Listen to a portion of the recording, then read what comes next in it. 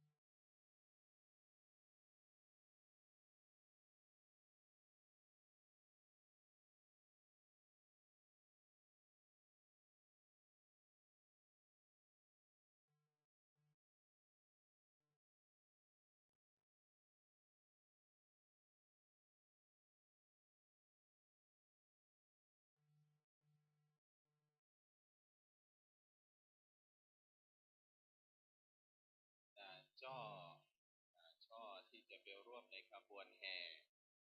ใครเก็บไว้นะท่านเลขาร้องเรียกอยู่ที่สำนักงานนะเอาใครเก็บไว้ตอนนี้นำมาได้เลยตอนนี้โยมพี่นพดลนะนำรถออกมาแล้วนะรถในขบวนแห่เป็นกองหลวงของวัดสวนดอกพระอารามหลวงของเราตอนนี้ได้ขยับขยื่นเคลื่อนย้ายมาด้านหน้านี้แล้วโยมพี่นพดลนะนำน้องๆมาทั้งหมดทั้งมวลนะเป็นกองหลวงของวัดสวนดอกพระอารามหลวงของเราที่จะนำไปร่วมในขบวนแห่ในชุมชนสวนดอกของเราตอนนี้มาแล้วส่วนโยมที่สุรพลวิริยพันธ์ประธานชุมชนสวนดอกของเรานี้ติดภารกิจปกติก็เรียนอยู่เสาร์อาทิตย์แต่ในวันนี้สอบวันพรุ่งนี้สอบประธานชุมชนของเราเลยไม่สามารถที่จะมาได้ก็เลยได้ให้รถมาตลอดจนถึงกัลยาณมิตรทุกท่านได้มาร่วมในขบวนแห่ด้วยก็ต้องขออนุโมทนาบุญกับทุกท่านเลยครัวตาลด้วยนะในโอกาสนี้นำครัวตาลมาร่วมด้วย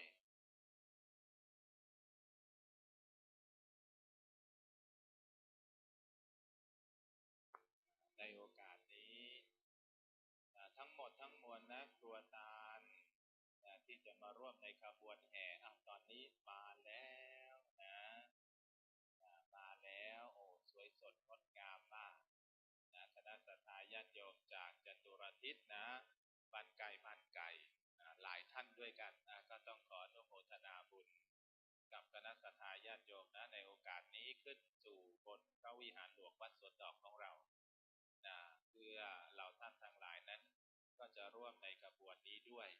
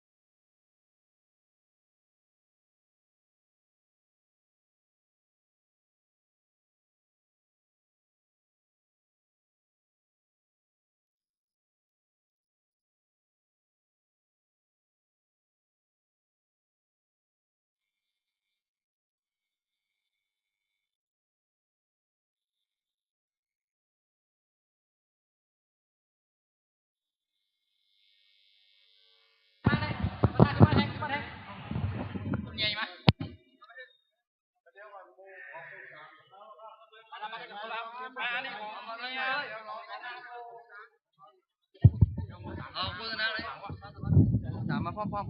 ๆถึงแต่ตอนน่ะคณะศรัทธาที่เดินทางมาจากแม่อายแม่อายบ้านหมู่2หมู่3หมู่14มีกี่หมู่ก็มาหมู่5ก็มาบ้านหาดชมพูบ้านตาดตอนบ้านห้วยบะเฟืองหมู่2แล้วก็วัดหมู่14ภาวนานิมิตอยู่ที่ไหนขึ้นมาบนวิหารเลยเด้อขึ้นมาบนวิหารหลวงจะได้ตาลต้นก่อนตาลเอาบุญเดี๋ยวก่อนเดี๋ยวใครจะไปแห่จะไปโจโลดอกคาจะได้ก็ว่ากันแถมกรรม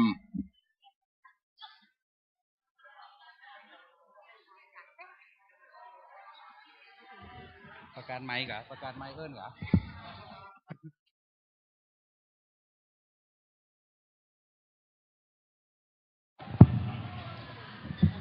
ใครอยู่ที่ไหนขึ้นมาบนวิหารหลวงก่อนนั่งก็ปืนบ่ได้นั่งเก้าอี้พ่องเก้าอี้ก็นั่งได้นั่งเก้าอี้ได้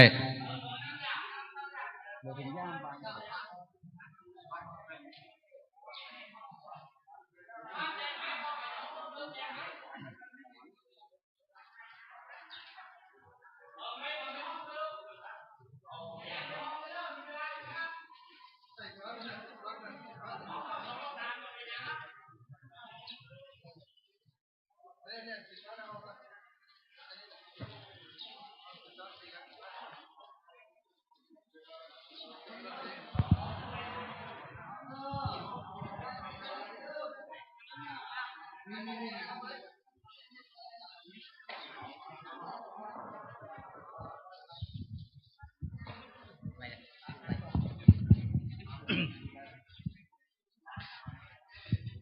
ะถาวาริวหาปุราปริปุเรนติสากรังเอวะเมวะอิโตทินังเปตานังอุปกัปปติอิชิตังปฏิตังตุมหังคิปะเมวะสมิจฉตุสพเพปุเรตุสังกปาจันโทปันนะระโสยถามณิโชติระโสยถาเอวังโหตุดีและอัจจปติวันนี้ก็หากเป็นวันตาลพระวิหารหลวงติบูรณะพร้อมกับวัตถุเสนาสนะต่างๆในวัดสวนดอกพระอารามหลวงบัดนี้หมายมีคณะศรัทธาของวัดภาวนานิมิตรบ้านร่มไทยวัดโรงเรียนพระปริยติธรรมวัดตาตอนศรัทธาหมู่3วัดตาตอนบ้านน้ำยอนบ้านห้วยมะเฟืองและพระบรมธาตุมังคลาจารย์สมานฉันท์เจดีย์แก้ววัดตาตอนคณะศรัทธาบ้านร่มไทยท่านทั้งหลายจึงและหมู่2ตาตอนห้วยมะเฟืองจึงได้บัดหัดจมปูแห่ง1วัดจึงได้สนงคงควายตกแต่งแบ่งพร้อมน้อมมายังตุพะบุภาราชาดวงดอกข้าวตอกดอกไม้วัตถุไตรยทานทั้งหลายมวลพวกนี้น้อมนำมาถวายเป็นทานบัดนี้ผู้ฆ่าในเราก็รับเอาแล้วเพื่อฮือแล้วตามกรรมกำพาธนาแห่งมูลศรัทธานั่นจุงจักมีเตี้ยงแต่ดีๆกุศลบุญหลายสีอันนี้ดีล้ำยิ่งมูลศรัทธาได้เคาะกิ่งเป็นตานจุงไว้เป็นครวะสารไปหน้าได้นำเอามูลศรัทธาไปเกิดที่ผาเสดผาศาสตร์แก้วได้นำเอาตนตัวไปเกิดที่ผาเสดขึ้นได้รับปานแม้นว่าบุญสมปานยังบอกแก่กล้าเตื้องใดตนเตียวไปมาในลุ่มฟ้าโลกโลกีขอจุงฮือมีกายะอินทรีย์งามผิวผ่องพ้นจากห้องเหล่าพญาอาพาธาหลายเยี่ยงพญาที่มากสิ่งหลายประการอย่าได้มาปานแวดคองขอฮืออยู่เตียงเต้าโปกาปริโปกามีจุนย่องโปกาเนื่องกับตนฮือมีญาณมงคลอันประเสริฐนำไปเกิดที่ร่วมชาติเป็นดีเข้าของมีหลายหลากเข้าน้ำมากนานาสติวิกาญามีพร้อมพรั่งนั่นจุงจักมีเตียงแต่ดีๆสัพพิติโยวิวัจจันตุสัพพะโรโกวินัสตุมาเตปวัตตันตรายโยสุขีทีคายุโกภวะอภิวาทนาสีลิสะนิจจังวุธาปจายโนจัตตารโอธรรมาวัฏันติอายุวันโนสุขังภะลังสาธุอ้าวก็ยังพิกกันด้วยกันเนาะเอาเนอวันตาน้อยคำวันตามิพันเตสัมปังอาปาราทังธรรมเมพันเตมยากตังปุญญังสามินาติตาปังสามินากาบุญยังไม่หังตาปังสาธุสาธุอนุโมทาจัตมิตารโอธรรมาวัฏันติอายุวันโนสุขังภะลังสาธุแรงนี่มีซออยู่เนอะซอยังมีอยู่แล้วก็มีหนังกลางแปลงสมัยก่อนยังมีอยู่แล้วก็ตั้งลงทานแมลงนี่ยังมีแฮมอยู่เนี่ยให้กินข้าวใบอิ่มก็กินต่อแมลงคณะศรัทธาที่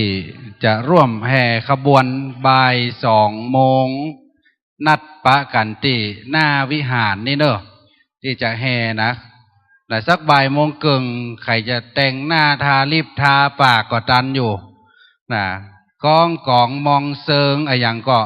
เดี๋ยวรวมกันที่หน้าวิหารบ่าย2 โมงใครมีรถกระบะก็เดี๋ยวเตรียมจะเอาไปส่งกันไปร่วมขบวนใครแต่งตัวบางงามก็เตรียมไปแต่งตัวงามๆให้เด้อมาตอนนี้นะใครจะเจ้าโลดอกคาบึดก็ว่ากันรถบัสจะออกพุ่น5-6 โมงพุ่นวันนี้นะบ่ฮื้อปีกเตื้อล็อกล้อไว้ละบ่ถ้าฟังไปขึ้นแต่รถบัสนะล็อกล้อไว้เรียบร้อยถ้าบ่5 โมงบ่6 โมงได้บ่ฮื้อปีก อันนี้บอกไว้ก่อนประเดี๋ยวนี่ก็ตามอัธยาศัยใครได้โห่พระเจ้าเกาเตอร์เปิ่นแจกตีโต๊ะตั้งข้างเนินเฮือลุกไปเอาของใครของมันนะเอาคนเดียวโห่พระเจ้านะโห่พระลาเอเนาะนะมีตั้งหันมีตีตั้งข้างเนี่ยนะไปเอาไข่เอามันไข่แค่ได้ก็ไปเอานะลูกไปเอาเปิ่นแจกนะแจกฟรีเอาไปปูจานะตีหิ้งพระเจ้าตีบ้านพอหุ่นจ้ำอาจารย์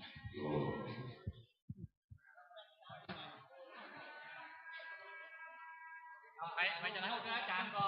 ไปหันหน้าไปนี่อยู่เนาะเดี๋ยวหลังจากนี้แล้ว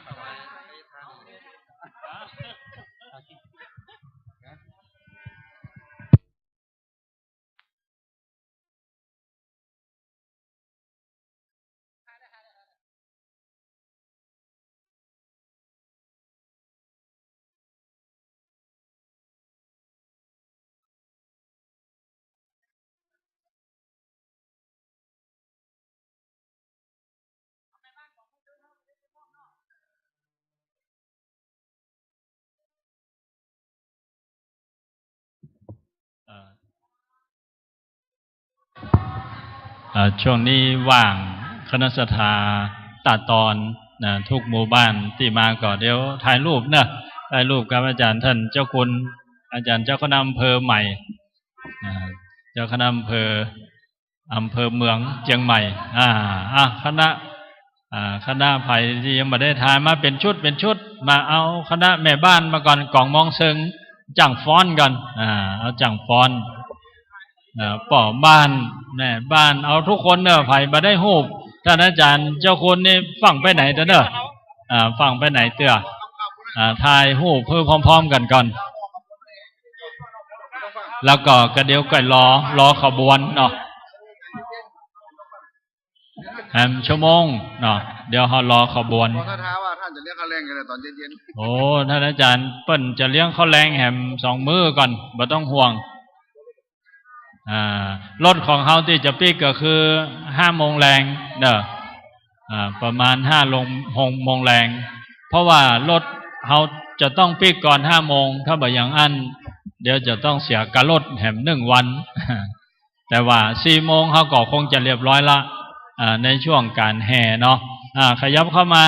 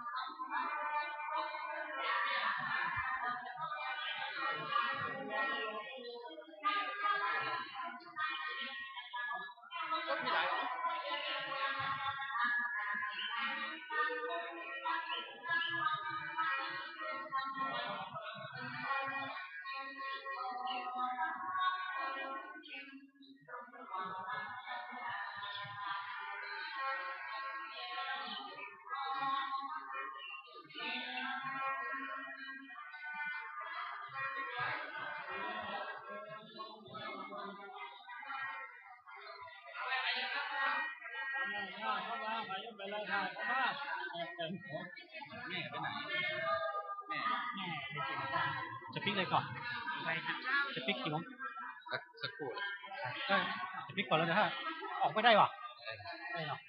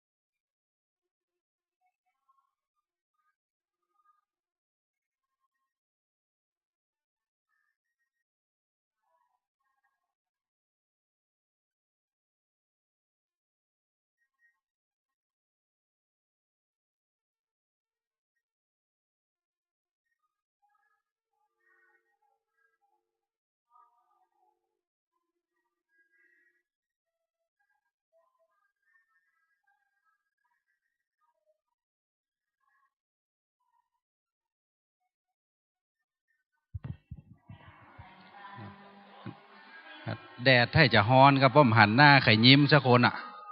ถ่ายโหป้อมยิ้มสักคนอ่ะ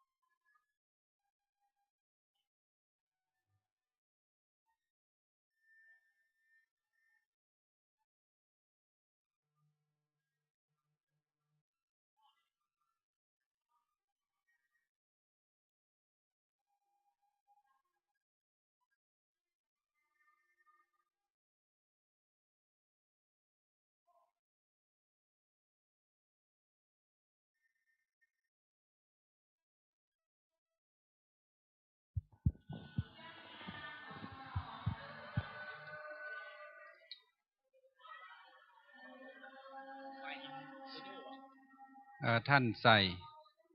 กรรมการการเงินมาเก็บต้นด้วยต้นปัจจัยอ่ะกรรมการการเงินอ่ะ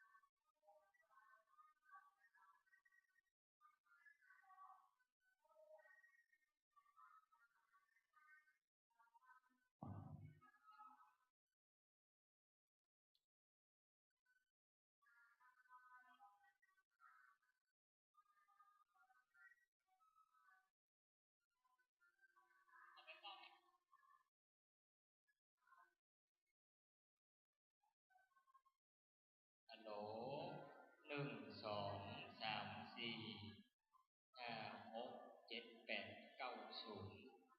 โหลก๊อกก๊อกขอยก10 นิ้วสางพวงมาลาดอกไม้นอบน้อมแนบไตไว้สาอันพวงหมู่ขับพวงมาลาดอกส้ม10 นิ้วขอยอก่อนไว้สาเคารพน้อมนบปุจจาอย่างพระมหาจุฑาเจ้าเจดีย์แห่งวัดบุพารามมหาวิหารสวนดอกพะยอมอันหอมอื่นยิ่งนัก10 นิ้วข้าเจ้าขอยอก่อนไหว้สาครูบาสังฆเจ้าพระสงฆ์มหาเถรานุเถระศรัทธาสันนิบาตตันเข้าสาธุชนบ่ออกไม่ออกท่านเจ้าศรัทธาท่านทั้งหลายโอกาสกาลมงคลบุญกินบุญทานอันนี้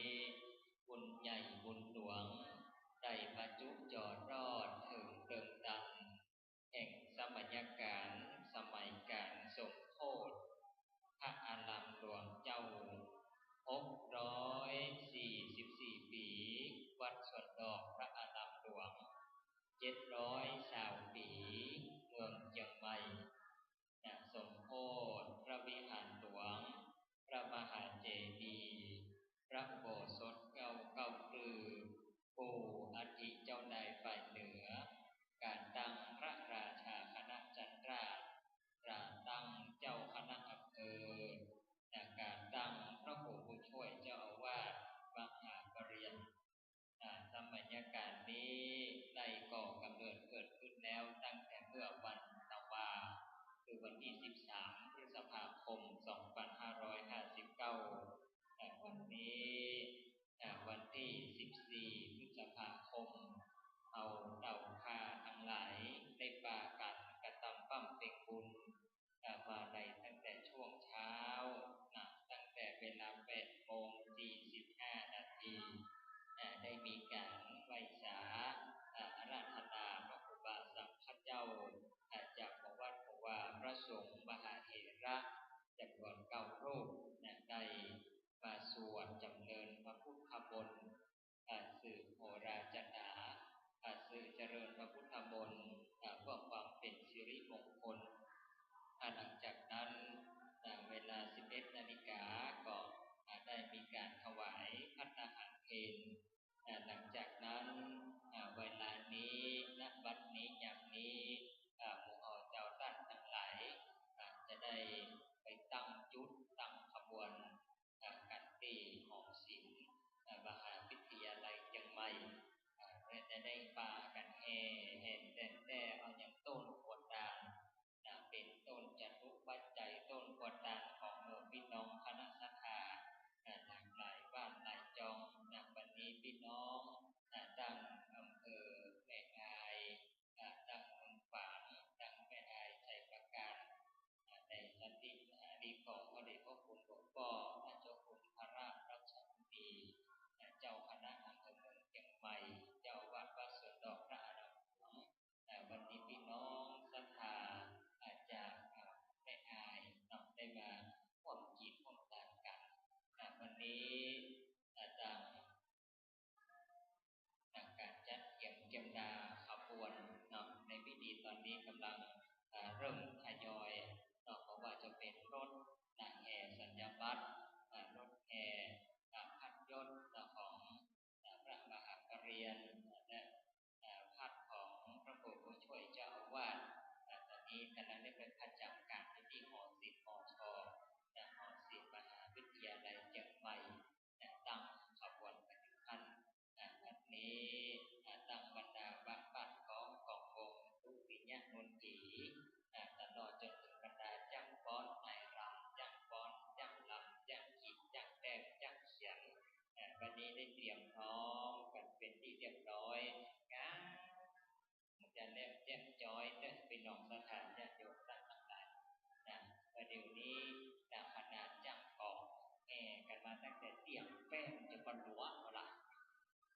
แป้งจะบรรลุว่าจังฟอนมานะจังฟอนกำลังใส่แป้งอยู่นะนางงามแป้งหรือว่ากำลังไปนะจังฟอนหลากหลายพื้นที่เป็นบ้านสวนดอกจังฟอนงามพี่น้องศรัทธาญาติโยมทั้งหลายแต่งามขนาดเลิกพี่น้องศรัทธาเดียวก็โอ้อายุรุ่นเราเป็นสาวเป็นบ้านจังฟอนอายุนักขนาดถ้าบวกกันแล้วนี่ถ้าจะพบก็จะเกิดอายุวัดสวนดอกได้เลิกพี่น้องศรัทธาญาติโยมว่าได้แซวนะพูดเล่นว่าได้นะเล่นว่าได้เล่นผู้วัดไปหันนะอากาศร้อนพี่น้องศรัทธาญาติโยมเอาให้มือกันยิ้มนะยิ้มกันถึงว่าบรรยากาศมันจะร้อนอกร้อนใจแต่ประเดี๋ยวร้อนอกร้อนใจพี่น้องร้อนกายร้อนได้แต่ใจเขามาตั้งร้อนแต่วันนี้เขาปากันมากินมาตามีจังซอเขาก็มีวันนี้นะโอ้พี่น้องจังซอจังขวัญกันเด้อนะเดือนสักกรรมหนึ่งกับว่าเขาโซกก็ว่าจะไปซอหอมจังซอกับประเทศได้เลิกพี่น้องศรัทธาญาติโยมวันนี้ตอนนี้เรากำลังอยู่ในการเตรียมตัวของขบวนการจัดขบวนสมโภชซึ่งตั้งซึ่งพัดยศต่างๆหลายอย่างหลายอันเพราะว่าจะเป็นพัดยศของพระเดชพระคุณหลวงพ่อเจ้าคุณพระราชมุนีพัดยศของพระครูผู้ช่วยเจ้าอาวาสและพัดปรริญญาของพระมหาปรริญญาธรรมทั้งหลายวันนี้เลิกอนุโมทนาบุญแม่ครูบุญด่วนแม่บุญด่วนวันนี้เอาฟ้อนมาหอมกับพี่น้องศรัทธาพระสวดดอกขออนุโมทนาบุญวันนี้มหาชนจากจตุรทิศทั้งสี่ได้มาร่วมกินร่วมทานกับพี่น้องศรัทธาพระสวดดอกเจริญพรไหวไก่แต่ว่าไหวพ้นก่อนวันนี้เป็นบุญเป็นกุศลตอนนี้จังฟ้อนเล็บวัดสวนดอกจังฟ้อนเล็บชุมชนสวนดอกน้องละวันนี้อนุเคราะห์บ้านก้องวงของเอวจากพี่น้องศรัทธาวัดจังเขียนวันนี้ได้เอามาร่วมถ่ายร่วมพร้อมงานกินงานทานแต่ตัวก็เตรียมพร้อมกันอย่างนั้นอนุโมทนาผลการแก้วดีจะได้กัน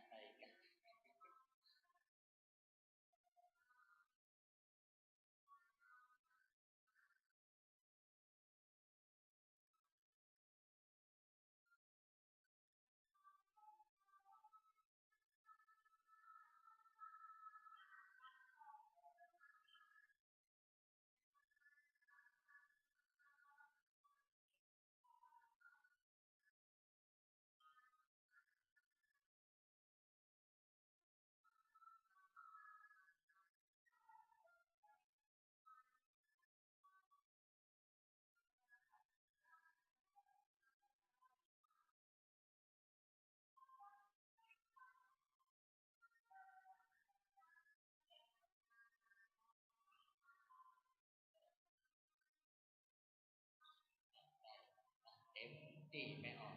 วันนี้เป็นคุณแม่คนมาฟ้อนหออันเอาละบัดกองวงดังสนั่นก้องตัวห้องโลกาฝูงหมู่เทวาลงมาหอบอุ้มวัดตาทุโมทนาใหม่ฟ้อนหับพี่น้องศรัทธาฟ้อนปุจจามหาธาตุเจ้าเจดีย์วัดสวนดอกฟ้อนปุจจากูอัฐิเจ้าเมืองเจ้านายฝ่ายเหนือเมืองเชียงใหม่วันนี้เริ่มขึ้นรับพี่น้องศรัทธาญาติโยมโดยจังฟ้อนชุมชนวัดสวนดอกบ้านก้องกองตึงโนงวันนี้พี่น้องอนุโมทนาบุญกับพี่น้องวัดจังเขียนคณะศรัทธาวัดจังเขียนโดยการนำของท่านพระครูสมุปใจจันทโกได้เมตตาอนุเคราะห์ของวงกองตึงโนงได้เอามาแห่กับของวัดพี่น้องศรัทธาญาติโยมเสียงกองจะประมวลพี่น้องฟังและจุ่มอกจุ่มใจพี่น้องศรัทธาญาติโยมตั้งจังซอผู้กระซอม้วน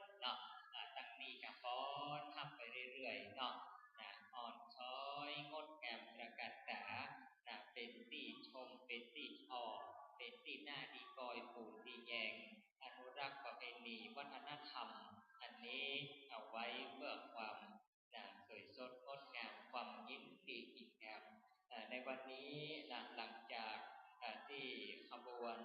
แห่สมโภชได้เคลื่อนออกมาจากหอศิลป์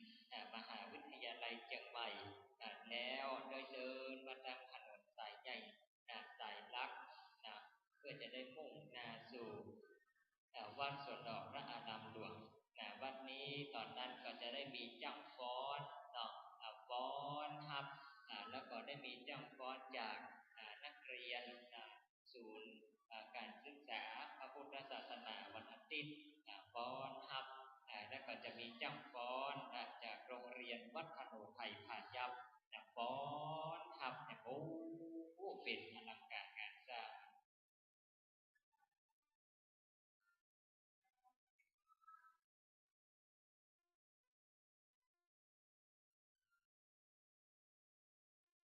วันนี้เรากำลังได้เตรียมขบวน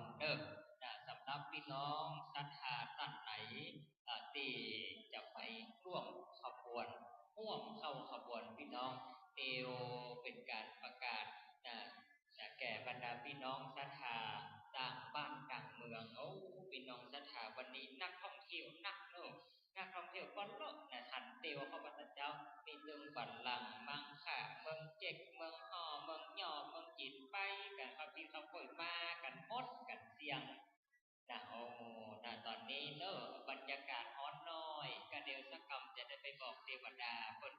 บอกคนหลีไปอาทิตย์ลงหน่อยหลีพระอาทิตย์ลงหน่อยวันนี้พี่น้องคณะสัทธาวสนดอกพี่น้องศรัทธาต่างบ้านต่างจองได้ปากันนำกิจนำทานได้ปากันมาร่วมกิจร่วมทานในวันนี้กับเทวบุตรเทวดาเทพาอาภักเป็นต้นแบบแถวพระสุริยาอติเจ้าเปิดได้เอามา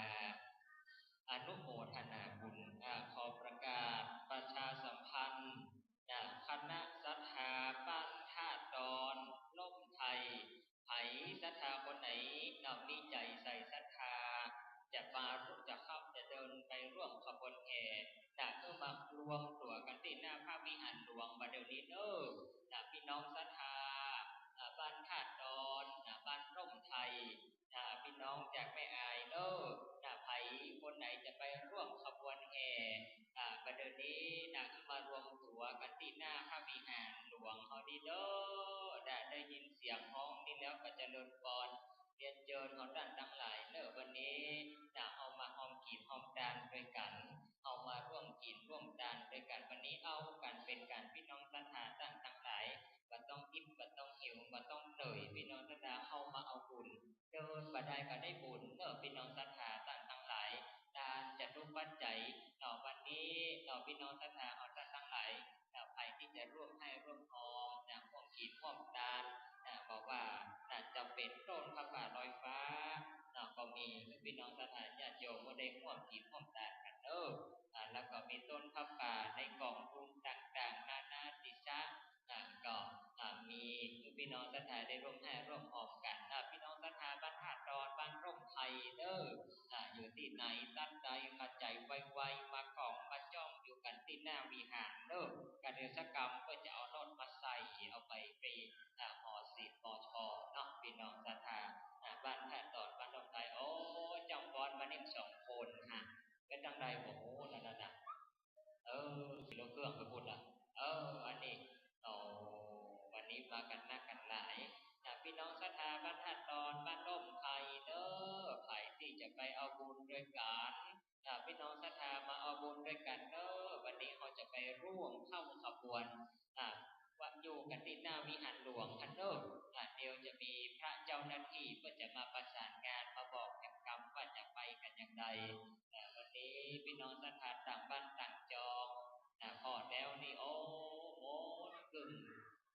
อำเภอแม่อายก็มากันจัดนักจัดหลายเหมือนกันเปิดเป่ารถบัสมาปิดกันก่อนรถบัสจัดนักรถบัสมาจัดนักจัดหลายพี่น้องศรัทธาหอมมากหน้าไหลตา รสมโภชได้เดินทางมาถึงวัดสวนดอกพระอารามหลวงจำฟ้อนปัดก้องกองวงจะได้ฟ้อนตอนทับ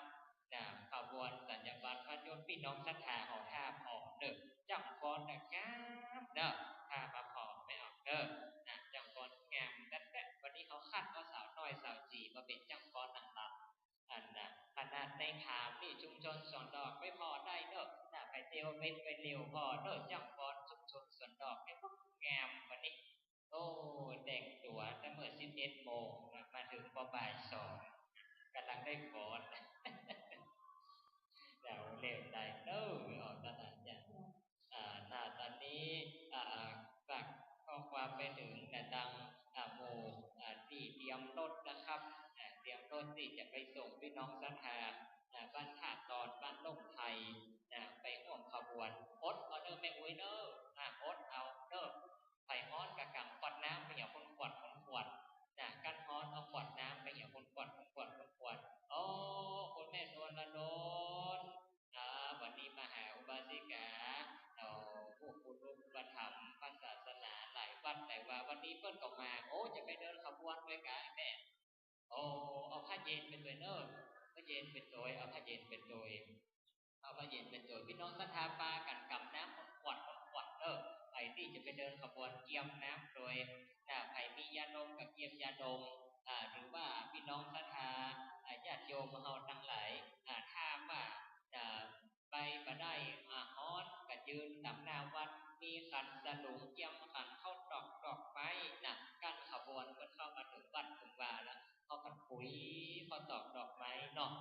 ผู้ผายเขาตอกดอกไม้เป็นการต้อนรับโอ้บานแล้วอดีตจังฟ้อนโรงเรียนวัดอโนไทยพายัพโอ้อันนี้เพิ่นอาจจะเอามาดึงกล่องสดไว้กับบ่ฮู้เนาะโอ้อันนี้มีกล่องมองเซิงพี่น้องศรัทธาทุกบ้านไปอายมาโอ้นั่นเอาแอเอาตุ้มตุ้มตุ้มมงตุ้ม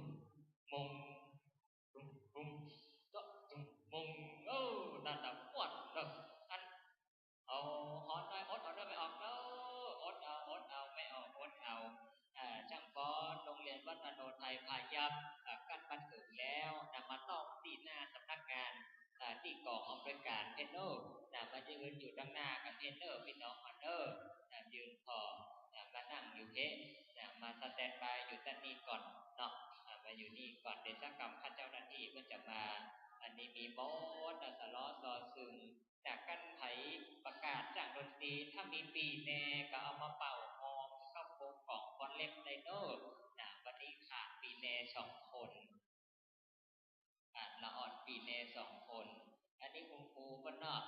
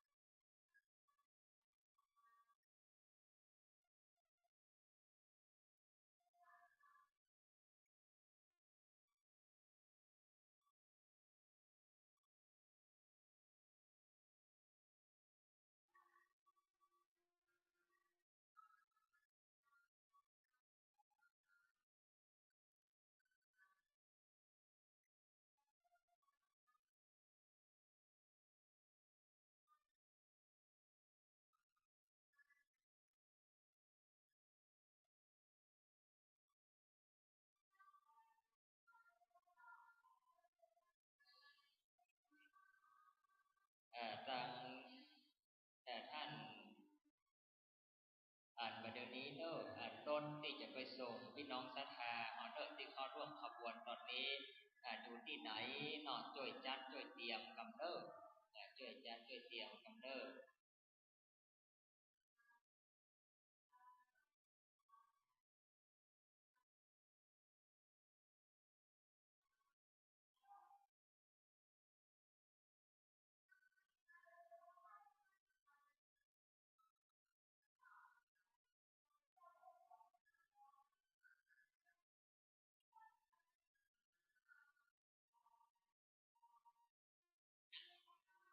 ศรัทธาเนอะขึ้นรถโรงเรียนวัดอโนไทยพายัพเนอะขึ้นรถวันนี้เลยพี่น้องศรัทธาช่วยๆกันคนละกันสองกันคนละเล็กคนละน้อยพี่น้องศรัทธาบ้านธาตุดอนร่มไทยเนอะเดี๋ยวนี้รถมินิละช่วยพี่น้องคนไหนที่จะไปหอศีลขึ้นรถเลยเนอะรถจอดนี่ละ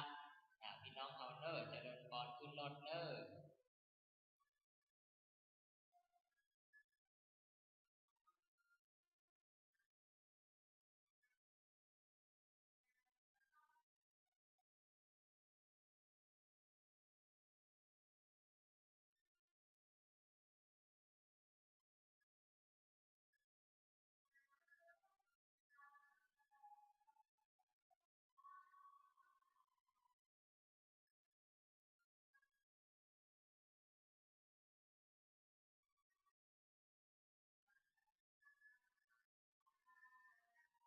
พี่น้องศรัทธาเนอะขึ้นเลยเนอะแม่ขึ้นเลยไม่ออกขึ้นรถเลยขึ้นรถเลยขึ้นพี่น้องเอาขึ้นขึ้นขึ้นรถพี่น้องศรัทธาเอาขึ้นรถเนอะไปเอาศรัทธาญาติโยมท่านไหนที่ก็ได้ไปแห่ก่อนเดียวรอตั้งแถวกันทำหน้านี่เนาะเอาจะท่าพอขบวนงามแล้ววันนี้สุดพี่น้องศรัทธาไม่อายมันแต่งตัวงามกันเนอะเดี๋ยวจะกำฟอสมาเลยเนอะฟอสมาตัวเดียวนะโอ้ก็มีน้ำแจกอยู่ฟอนกันโดยวันนี้ฟอนกันโดยวันนี้บรรดาพ่อครูแม่ครูกล่องมอมเซิงเอามาแห่มาหอมรอกำเนิดประกาศประชาสัมพันธ์บอกมูลการศรัทธาคนไหนมีรถวิ่งอัพเอาเครื่อง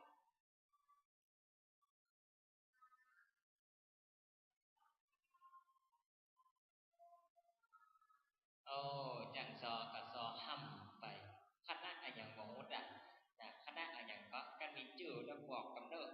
จะได้ประกาศให้เปิดนะซอโม้พี่น้องศรัทธาในบรรดาพ่อครูแม่ครูก็มาซอห่วงฉลองสมโภชฉลองสมโภช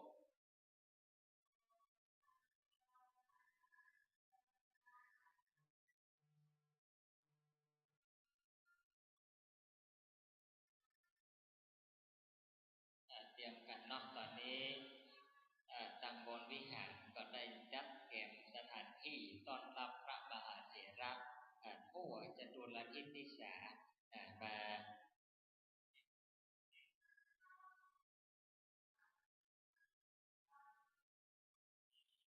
นะเตรียมกันสถานที่วันนี้หลังจากที่ขบวนสมโภชได้มาถึง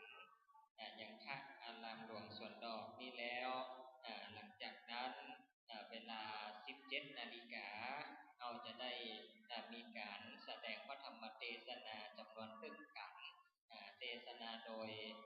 พระมหาโพธิวงศาจารย์พระเดชพระคุณพระมหาโพธิวงศาจารย์วัดรา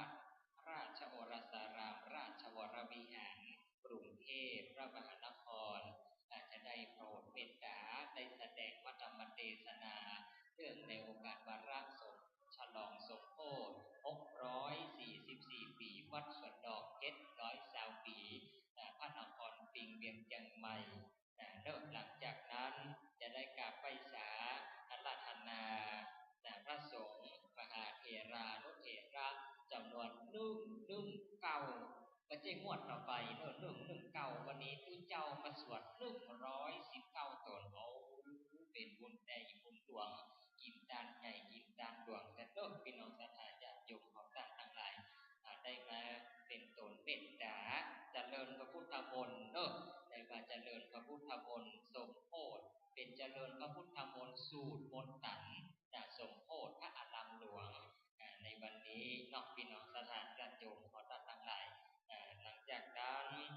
บังคับยกกล่าวคำถวายสังฆทานแก่ผู้มีเกียรติถวายทายธรรมแด่พระสงฆ์มหาเถระ119 รูปก็เป็นพระสงฆ์กล่าวคำอนุโมทนาเป็นเซตพิธีของขมาพระรัตนตรัยพี่น้องศรัทธาวันนี้เราจะไปฟังไปไหนกันเนอะหลังจากเขามีพิธีการเจริญพระพุทธมนต์สวดมนต์ตันอบรมสมโภชพระอารามอบรมส ดีย์องค์เก่าองค์ใหม่องค์ใหญ่องค์น้อยเป็นอย่างนี้นี่เองก็เป็นอย่างนี้นี่เองพี่น้องท่านญาติโยมของท่านทั้งหลายคืนนี้เขาจะมีการแข่งขันตีกลองสะบัดใจพี่น้องท่านญาติโยมตุปะตุมงปงชวาปงชวาปงดักพอวันนี้เนี่ยก็จะตีกลองสะบัดใจวันนี้2 ทุ่มพี่น้องท่านไม่อายถ้าไม่ได้พอกันนะพี่น้องท่านไม่อายแบบว่าปีกเดียวพอก็แข่งตีกลองสะบัดใจวันนี้ได้ยินว่ามี12 ทีมนะ12 ทีมมีกี่ทีมบอกว่าเดี๋ยวสักการพวกกันถ้าจะมาบอกนะมีกี่ทีมบอกวันนี้ก็จะมีการแข่งขันตีกลองสะบัดใจพี่น้องท่านญาติโยมจากนั้นได้ก่อนเจริญพรไผ่ที่ยังมาพอสวดเสร็จแล้วกับมาพอคนแข่งตีกลอง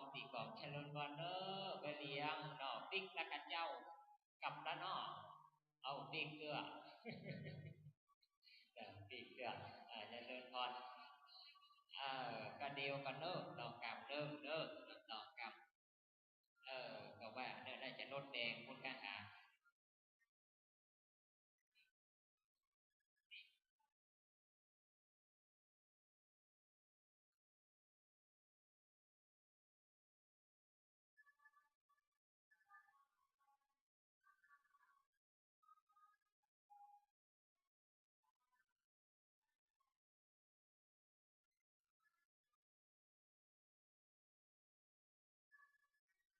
จักซอกำลังห้ำประวัติวัดสวนดอกอยู่พี่น้องสักขาใครที่บ่เคยได้ยินประวัติวัดสวนดอกพระอนาถหลวงไปฟังจักซอมันห้ำม่วนจักซอม่วนขนาดอันก็พิธีกรก็โฆษก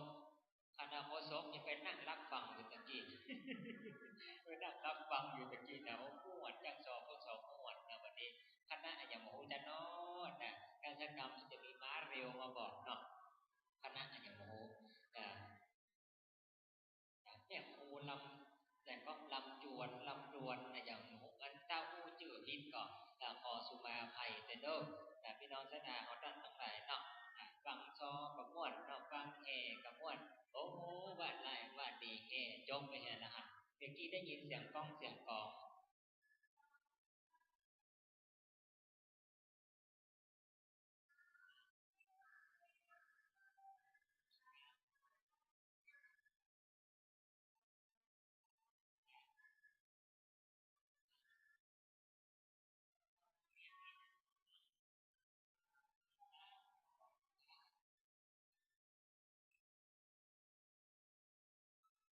เตรียมตัวโอ้จังกอดเล็บฟ้อนเล็บตึงฟ้อนแห้งฟ้อนสดหอมกันทั้งหมดเลยมีทั้งหมดวันนี้จัดหนักจัดไหลฟ้อนกันเพื่อถวายเป็นพุทธบูชาธรรมบูชาสังฆบูชาเป็นมหาอาจารย์นิยบูชาแก่พระบรมธาตุเจ้าเจดีย์ฟ้อนบูชาสมโภชถวายแก่องค์พระติรัตนถลายแก้วเจ้าทั้ง3 ประการฟ้อนถวายแก่บรรดาครูบาอาจารย์วันนี้วัดสวนดอกพระอารามหลวงวันนี้มีหมดพี่น้องศรัทธาบัดกองวงกองดึงนงก้อนเล็บย่างซองพุทธเมื่อคืนที่กองสะบัดใจอย่างนี้แม่พุทธนะมีพุทธนี่ถ้าเปิดแข่งตีกองสะบัดใจเนี่ยเขาจะเปิดอย่างไปฟ้อนกันหน้าก็เปิดตีกองศรัทธาไปฟ้อนกันฟ้อนกันฟ้อนม่วนกันจัดเล่าฟ้อนลำกับเต้นในโอกาสวันพิธีฉลองสมโภชพระอัฏฐาในน้องชะตาหอตันทั้งหลายการจะมีเกียรติมีการมีงานกินงานการงานปล่อยงานลาบนี่นะดันทีเนื้อเตื้อจะมีนี่นะไม่ใช่ว่าจะจัดขึ้นได้ง่ายๆพี่น้องศรัทธากว่าจะจัดกว่าจะเป็นการเป็นงานขึ้นได้ในต้องประชุมศรัทธาต้องชี้แจงแก่พี่น้องศรัทธาญาติโยมจะมีการมีงานแต่พี่น้องศรัทธาวัดสวนดอกชุมชนสวนดอกที่เปิดพร้อมพี่น้องศรัทธามีเปิดพร้อมวันนี้เปิดประชุมอาสาควันหันกันจ้อยกันสมัครสมานสมัคคีตั้งแต่3 วันที่ผ่านมาวันนี้บรรดาพระภิกษุสงฆ์องค์สามเณรกัน โจ้ยกันจัดเกี่ยมเกียมดาสถานที่โอ้จดสถานที่ออกมาได้อย่างงดงามสมหน้าสมตาอลังการงานสร้างเป็นที่อวดอ้างลือจาเป็นที่ต้อนรับขับสู่แก่บรรดาพี่น้องศรัทธาสาธุชนญาติโยมพุทธบริษัทของท่านทั้งหลายตอนนี้หมู่วงบ้านกองของวงตั้งนาวัดนั่นก็มาแล้วเนาะก็เอามาตั้งไว้ในตรงที่ผากแห่อันโลกพี่น้องศรัทธาก็เพณีล้านนาฮอริเดอร์ม่วนพี่น้องศรัทธานะอินบานตานม่วนนะอันเพลงก้อนเล่มมือละนะเอาไปแล้วพี่น้องก้อนเอาก้อนพี่น้องศรัทธาเอาก้อนได้เอาก้อนลองเทปก็ได้ค่ะคนลองเทปก็ได้ขอสุนาอภัยลองเทปกันมาได้พี่น้องศรัทธาบรรดานักท่องเที่ยวผู้ชนเขาตั้งทั้งหลายจังก้อนก็มีละวันนี้ช่วยกันสมัครสมานสมัคคีเป็นน้ำเลิกนั่นเดียวกันช่วยกันนักพี่น้องเขาช่วยกันพี่น้องศรัทธาญาติโยมมาเดี๋ยวนี้รถที่จะไปรอศรัทธารอรถจะไปเข้าพวกขบวนพี่น้องศรัทธาตั้งเจ้าหน้าที่ช่วยจัดรถเปิดกับนะครับเนาะมาเดี๋ยวนี้พี่น้องศรัทธาบ้านท่าดอนบ้านลงไผ่เป็นท่ารถอยู่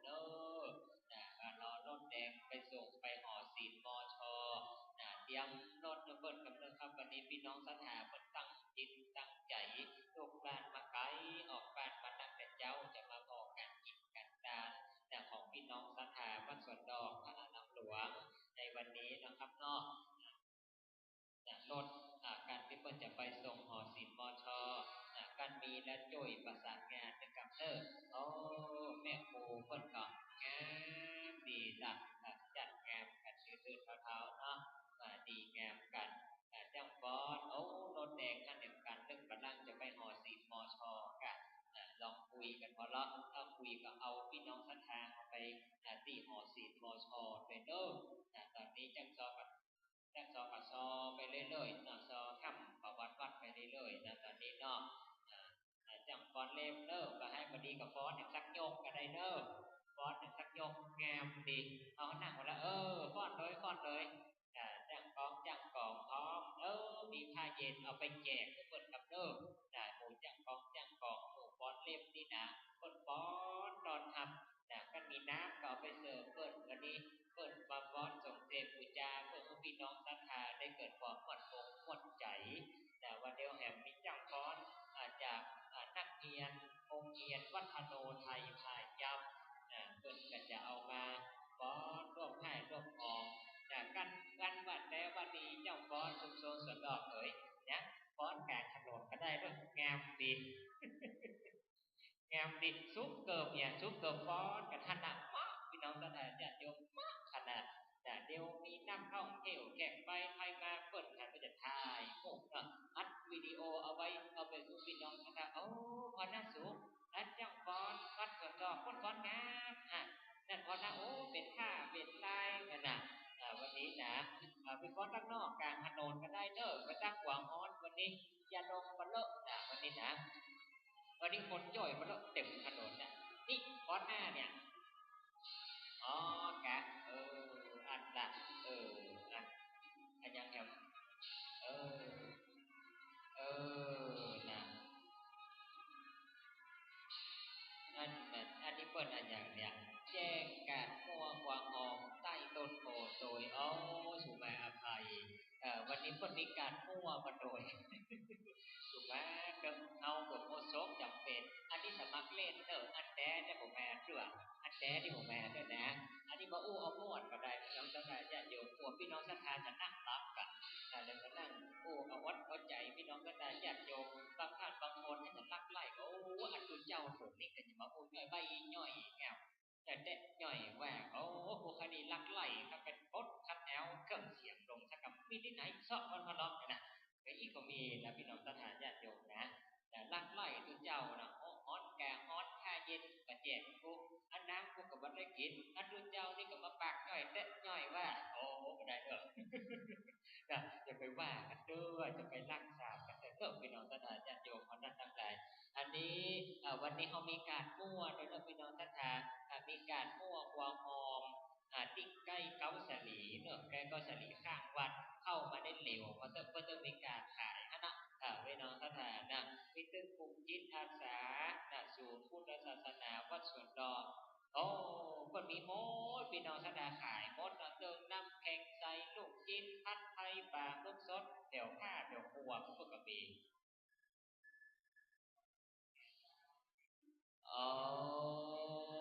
ประเดี๋ยวนี้เนอะใจเสียงประกาศประชาสัมพันธ์คนขับรถบัสเนอะที่เบอร์61นะที่จอดอยู่หน้าหันเม็ดดารบกวนขอย้ายรถบัสกับเนอะรถบัสประเดี๋ยวนี้รถขบวนเพื่อจะมีอยู่หันเดี๋ยวขบวนเพื่อจะเข้ามารถกวนย้ายกับเนอะกับเนอะเม็ดดารบกวนย้ายกับเดี๋ยวขบวนสมโภชก็จะเข้ามาฟาดแล้วก็เกิดแต่บังตั้งหน้าวงแห่ฟาดกองวงรบกวนเจ้าหน้าที่เนอะไปพอที่จอดรถเปิ้นกำเนอะพี่น้องเนาะรบกวนเจ้าหน้าที่กับเนอะไปพอเปิ้นกำพี่น้องศรัทธาบรรดาสาธุชนก็ออกไม่ออกมาตั้งไหนวันนี้พระสุริยะอาทิตย์เอาถึงแม้จะกระจรกำจายแดดลงมาทุกพี่น้องศรัทธาได้ขับไอขนาดนี้นี่แต่เพิ่นลงมากระดับปัตตาอนุโมทนาวันนี้เหลียวพอในวันเดวบุตรเทวดานักขนาดพี่น้องศรัทธาใส่ผ้าใส่หัวสีสันแพรพันงดแงมแต่กันเหลียวพอทุกคนมีแต่ความยิ้มแย้มแจ่มใสความยิ้มแย้มแจ่มใสผมมีไผสักคนแต่งหน้าบึ้งหน้างอยิ้มกันแต่เด้อพี่น้องศรัทธายิ้มกันเนาะเพิ่นดีใจเนาะเพิ่นว่ามาฉลองสมโภชวัดสวนดอกมีหมดตึกอุโบสถพระเจ้าเก่าตือเดี๋ยวนี้เตรียมตัวกันเนอะขบวนยังอยู่หอศิลป์มชผู้อยู่พี่น้องศรัทธาญาติโยมก็ออกไม่ออกศรัทธาของท่านทั้งหลายเตรียมตัวกันก่อนเนอะตอนนี้บรรดาพระมหาเถระพระสงฆ์มหาเถระนุเถระเพิ่นก็ได้เริ่มทยอยกันมาเรื่อยๆน้องพี่น้องศรัทธาญาติโยมเริ่มทยอยกันมาเรื่อยๆวันนี้หลากหลายของวัดโมบาได้มาร่วมเป็นนอนเนื้อนาบุญได้มาสวดจับเดินพระพุทธมนต์ในวันนี้ถึง100 กว่าตนก่อน100เท่าไหร่ก็119 รูปเนาะได้มาสวดเจริญพระพุทธมนต์สวดมนต์ตันสวดมนต์ตันถือว่าเป็นบุญใหญ่บุญหลวงสวดมนต์ตันสวดมนต์มีโมเจริญพระพุทธมนต์ก็ความเป็นสิริมงคลมามดเนอพระสงฆ์มหาเถระวันนี้มาไกลนอกจากกรุงเทพมหานครก็มีเนอพี่น้องศรัทธาจากต่างจังหวัดบอกว่าจะเป็นภาคเหนือบอกว่าจะเป็นจังหวัดน่านการจังหวัดเชียงรายจังหวัดลำพูนลำปางเมืองแพร่พดแถวนครสวรรค์พุ่นก็มาพี่น้องศรัทธากรุงเทพก็มีมาพี่น้องศรัทธาเนาะบรรดาพระสงฆ์มหาเถระรองเจ้าคณะอำเภอในจังหวัดเชียงใหม่เจ้าคณะอำเภอรองเจ้าคณะอำเภอจังหวัดเชียงใหม่วันนี้เพิ่นก็อาจจะได้เดินทางมาเป็นนอนเนื้อนาบุญพี่น้องศรัทธาเนาะตอนนี้แดดเริ่มลดลงละเนาะเริ่มอ่อนลงละเนาะพี่น้องศรัทธาญาติโยมขอท่านทั้งหลายได้ก็จะเริ่มอ่อนลงเดี๋ยวตอนขบวนเข้าวันนี้ก็ถ้าจะแดดถ้าจะบัดมีแดดเนาะแดดก็ถ้าจะมีแต่มีน้อยเนาะมีบันนักบันหลายตอนนี้เริ่มฝนไปเรื่อยๆอันนี้เป็นขบวนแห่เครื่องสักการะเนาะแห่เครื่องสักการะของคณะหลากหลายพื้นที่อันนี้เปิดจัดโดยคณะวิจิตรศิลป์มหาวิทยาลัยเชียงใหม่อันนี้เปิดจะได้มาร่วมจัดการขบวนกันในวันนี้เนอะพี่น้องศรัทธาญาติโยมรถบัสเริ่มย้ายไปละย้ายกับเนอะขอบพระคุณครับพระคุณจัดหนักเนอะรถบัสย้ายไปแล้วช่วยกันตอนนี้บัตรของวงเขาก็มีเนอะพี่น้องศรัทธาญาติโยมบัตรของวงเขามีของแอลของเครื่องฟ้อนเล็บเขามีครบสุดเด็กกันจะท่าฟังเอาพี่น้องศรัทธาหมู่บรรดานาฏดุริยางค์ดนตรีจังฟ้อนกับฟ้อนงามฟ้อนงามสวยงามแลดูแล้วเป็นมีเสน่ห์มีมนต์ขลังพี่ น้องศรัทธาฟังเสียงกองเสียงกองโอ้กองเปิ้นเอามานี่แก่นเก่าเนาะอายุยาวนานเหมือนกันฟังแล้วจุ่มอกจุ่มใจฟังแล้วดีเย็นอกเย็นใจเย็นแผ่วกายแผ่วใจม่วนงานสันเล้ากันนักพี่น้องศรัทธาญาติโยมคนทั้งหลายเดินกันใจเดินซ้ายเดินขวาเดินหน้าเดินหลังตั้งแต่เจ้ามาละเนาะบางท่านบางคนพี่น้องศรัทธาญาติโยมที่เพิ่นมีองค์ตาเพิ่นก็เอาองค์ตามาร่วมให้ร่วมหอมโอ้องค์ตาวัดสวนดอกปีนี้เขามีนักมีหลายพี่น้องโอ้เป็น100คนองค์ตาก่อนมีหมดพี่น้องศรัทธามีหมดบอกว่าจะเป็นก๋วยเตี๋ยวน้ำดื่มเป็นขนมข้าวเหนียวขนมข้าวจ๊อกมีวัดพี่น้องศรัทธาญาติโยมเอาไว้แจกจ่ายคือพี่น้องศรัทธาเอาทั่วสารทิศที่มาร่วมให้ร่วมหอมเป็นน้ำเป็นหนองเป็นน้ำดื่มน้ำกินน้ำใจมีครบสะดวกทุกอย่างทุกประการตอนนี้เนาะก็มีกันเนาะโดยกันให้กันหอมโดยจากศรัทธามหาชนสันนิบาตตั้งเข้าในเมตตาบารมีของท่านอาจารย์พระเดชพระคุณท่านอาจารย์พระราชราชมุนีเจ้าวาดวัดสวนดอกได้ช่วยกันนักพี่น้องศรัทธาญาติโยมของท่านทั้งหลายฉะนั้นแล้วเนาะช่วยกันเนาะก็กันคนละเล็กคนละน้อยคนละ10คนละ20ก็ดีพี่น้องศรัทธาวันนี้พี่น้องศรัทธาต่างบ้านต่างจองไปที่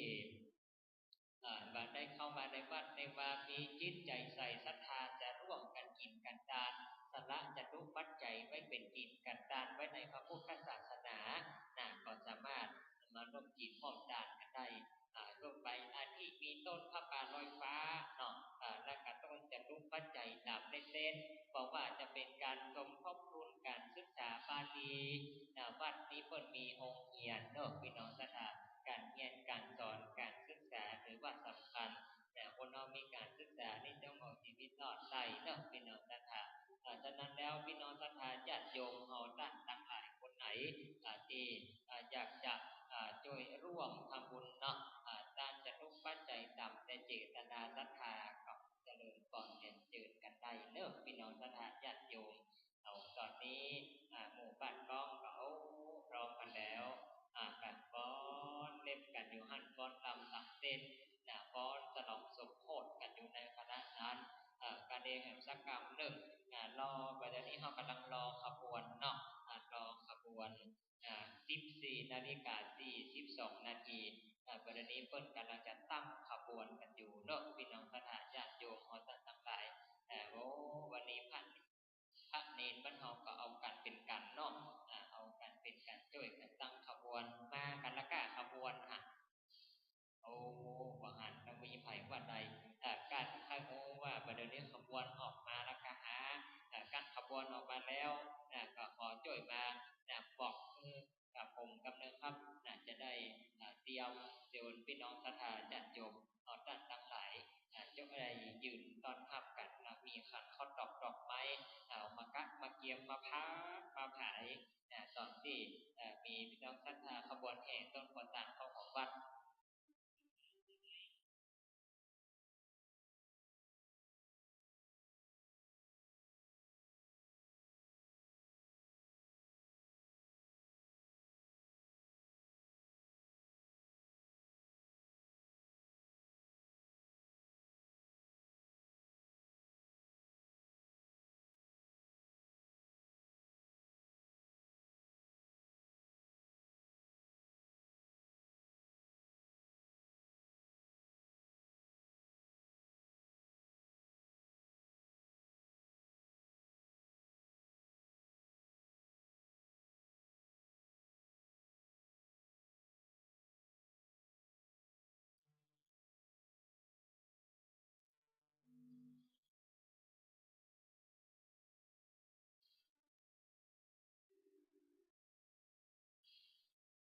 เอาฟังเสียงกองข้างพี่น้องศรัทธาฟังเป็นที่ม่วนใจนั่นโอ้ม่วนและม่วนว่าตอนนี้ตั้งช่วยกันกะเกี่ยมดาเนาะฝ่ายเกี่ยมขบวนกับกำลังเตรียมกัน ปีกองปาดกองของวงกาลเกียมการอยู่ต่างนาวัดนาวาพี่น้องศรัทธาญาติโยมเอาดังต่างหลายตอนนี้อยู่ในระยะการเตรียมตัวเนาะพี่น้องศรัทธาบางส่วนก็ไปอยู่กันตรงหอศิลป์มช.ตั้งแถวขบวนออกมากันอยู่เนาะพี่น้องศรัทธาญาติโยมเอาดังต่างหลายฉะนั้นได้เจริญพรเตรียมเนื้อเตรียมตัวโอ้อย่างนี้แม่กันยังเอาศาสตร์มาปูนั่งกันเอาศาสตร์มาปูนั่งกันแล้วเนาะ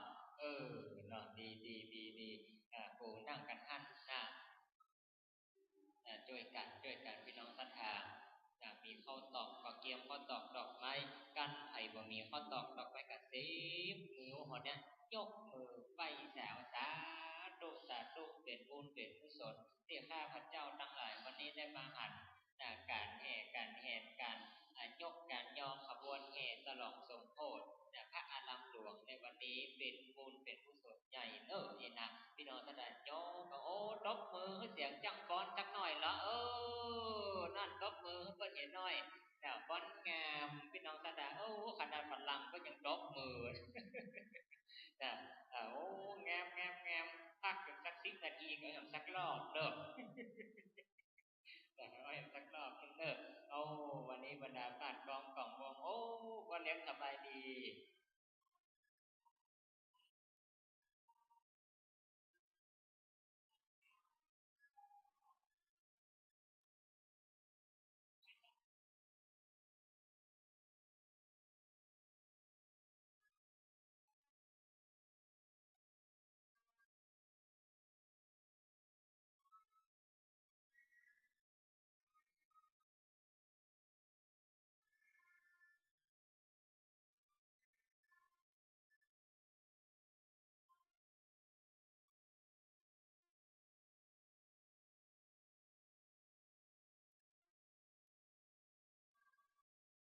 อันเปิ้นซอประยุกต์แล้วนะพี่น้องศรัทธาอันฟังน่ะซอม่วนนะพี่น้องศรัทธานะซอกัน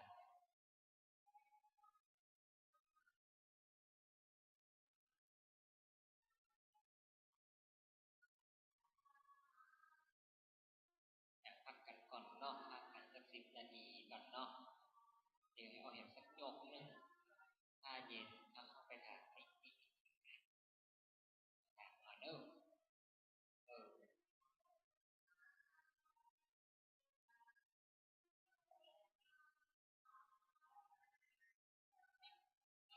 พี่น้องศรัทธาเฮาเตรียมตัวเนาะอยู่ในช่วงระยะการเตรียมตัวเตรียมตัวก่อนการเดชกรรมขบวนเพิ่นก็น่าจะเตียวออกมากันละเตียวออกมากันละ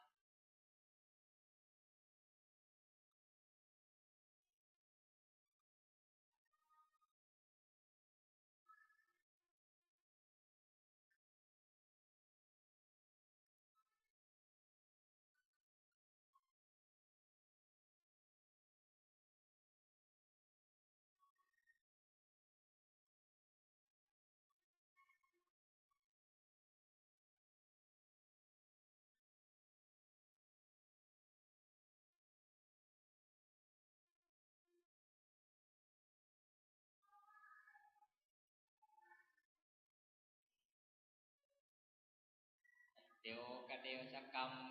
กระเดวพวกโฆษกจะขอตัวเด้อเดี๋ยวจะขอยุติเสียงประกาศประชาสัมพันธ์สัก5 นาทีก่อน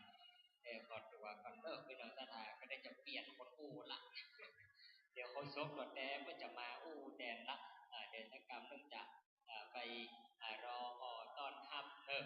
ตอนขบวนพี่น้องศรัทธาจะโยมนั่งขอกันได้เด้อพี่น้องศรัทธาเด้อ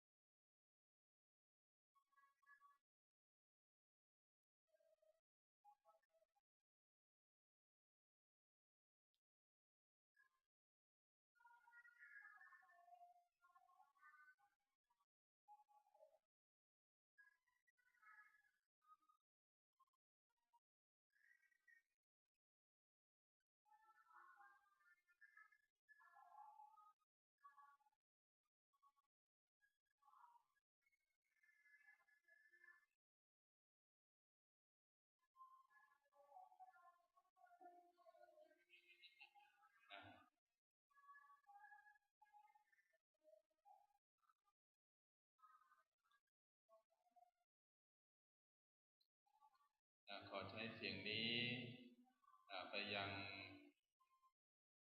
ผู้ช่วยเจ้าอาวาสวัดสวนดอกทุกรูปเลยจำนวน9รูปตลอดจนถึงพระมหาปริญญาธรรม3ประโยคปริญญาธรรม6ประโยคและปริญญาธรรม9ประโยคนะครับที่ได้ประกาศประชาสัมพันธ์ณโอกาสนี้ขอกราบพระราชนารออยู่ที่หน้าวัดสวนดอกเพราะว่าในตอนนี้ขบวนเกือบจะถึงแล้วนะคุณโยมนั้นก็รออย่างใจจดใจจ่อเมื่อไรจะมาสักทีเนี่ยนะมีพัดลมมือถือด้วยหลายๆท่านนะคณะสัตยาถ้าจะร้อนแต่พอสมควรนะร้อนแต่พอสมควรคณะสัตยานะในตอนนี้ขบวนแห่นั้นเกือบจะถึงวัดสวนดอกพระอารามหลวงของเราตอนนี้จะตั้งขบวนรอรับขบวนแห่ตั้งพระราชาคณะพระเดชพระคุณหลวงพ่อเจ้าอาวาสวัดสวนดอกของเราเจ้าคณะอำเภอเมืองเชียงใหม่ก็จะนำผู้ช่วยเจ้าอาวาสวัดสวนดอกพระอารามหลวงนั้นต้อนรับขบวนพระเดชพระคุณหลวงพ่อนั้นก็จะเข้าร่วมขบวนแห่บริเวณหน้าวัดสวนดอกพระอารามหลวงของเราและก็จะเดินเข้ามายังวัดสวนดอกพระอารามหลวงในโอกาสนี้ขอกราบพระราชนานะครับสำหรับผู้ช่วยเจ้าอาวาสวัดสวนดอกพระอารามหลวงทุกรูปเลยจำนวน9รูปตลอดจนถึงพระมหาปริญญาธรรม3ประโยคปริญญาธรรม6ประโยคและปริญญาธรรม9ประโยคในโอกาสนี้ขอกราบพระราชนาได้รอขบวนแห่รอขบวนแห่บริเวณหน้าวัดสวนดอกพระอารามหลวงของเราเกือบจะถึงแล้วโยมนะอดใจรออีกนิดเดียวนะอดใจรออีกนิดหนึ่ง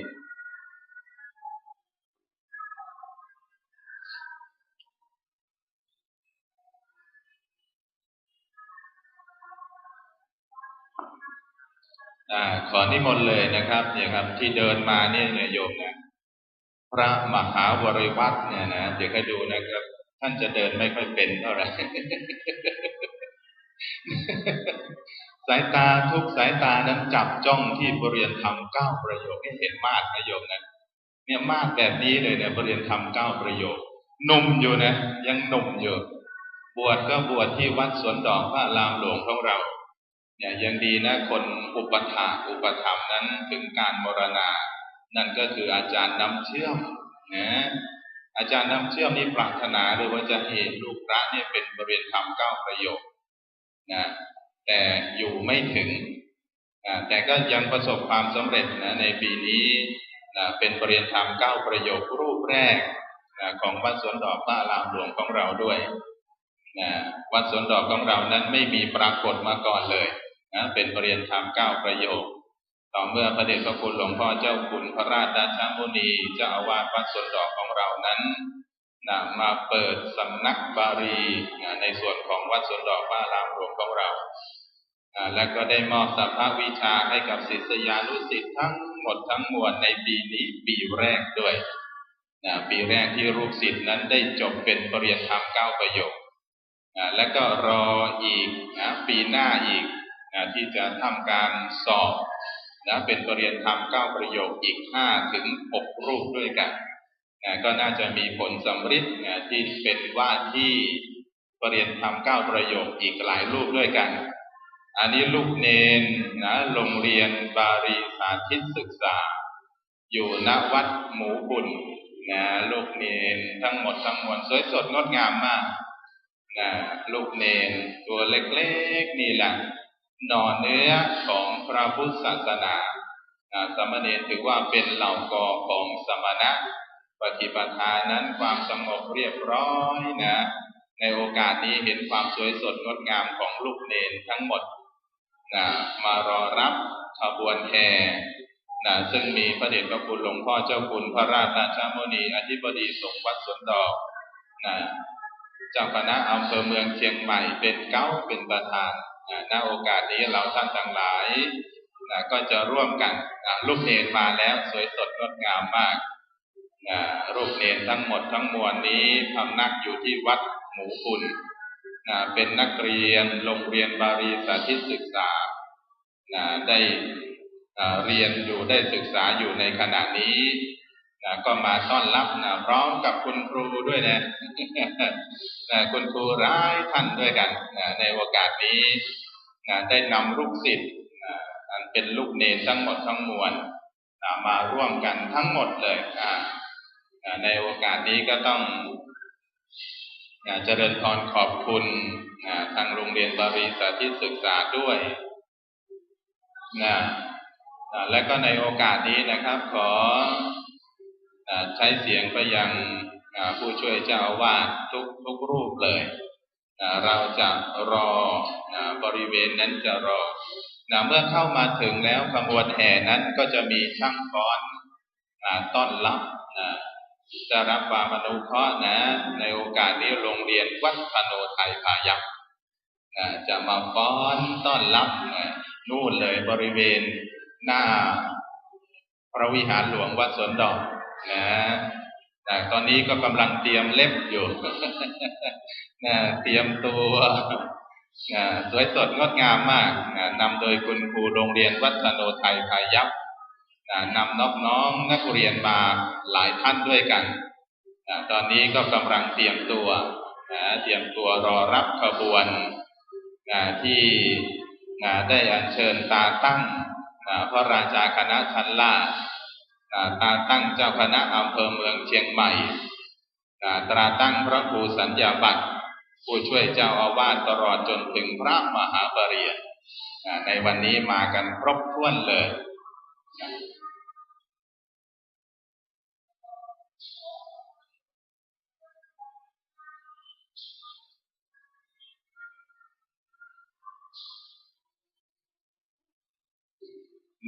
รถทุกคันที่เข้าไปแล้วขออย่าย้อน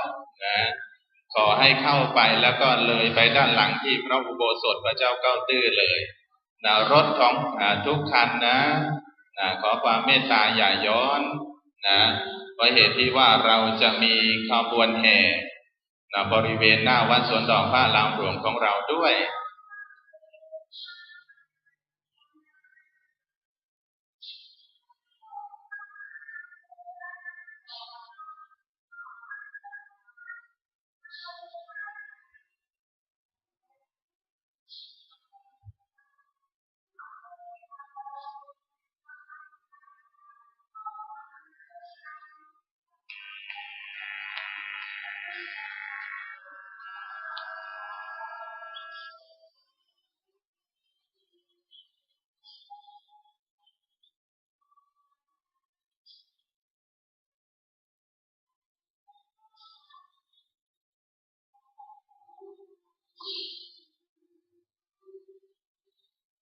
ตอนนี้ขบวนมาถึงยังวัดสวนดอกพระอารามหลวงของเราเป็นที่เรียบร้อยคณะศรัทธาสาธุชนทุกท่านเลยและเราท่านทั้งหลายก็จะมาต้อนรับ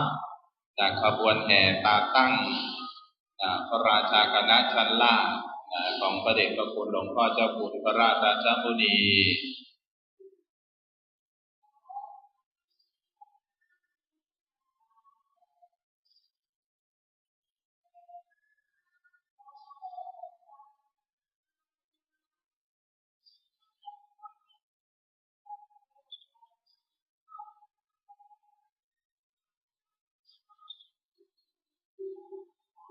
ศรัทธาสาธุชนญาติโยมพุทธบริษัทของท่านทั้งหลายบัดนี้ขบวนสมโภช644 ปีวัดสวนดอกพระอารามหลวงขบวนสมโภชแห่ต้นโพธิ์ตาลก็ได้มาถึงบริเวณหน้าวัดเป็นที่เรียบร้อยแล้ววัดนี้ทุกอย่างเตรียมพร้อมพระสงฆ์องค์สามเณรขบวนแห่จะตั้งพัดยศพระเจ้าวาดพระอารามหลวงเจ้าพระก็จะตั้งพัดยศพระครูผู้ช่วยเจ้าวาดพระอารามหลวงก็ได้เดินทางมาถึงบริเวณหน้าวัดสวนดอกเป็นที่เรียบร้อยแล้ว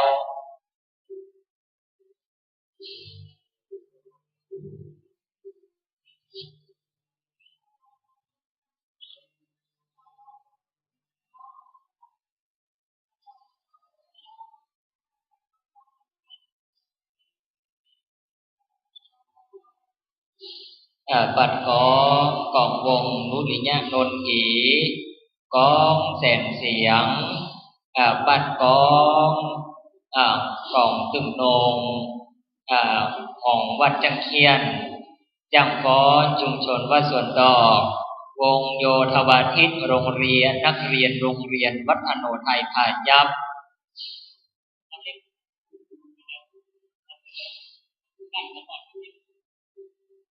ก็ได้เดินทางมาถึงแล้ว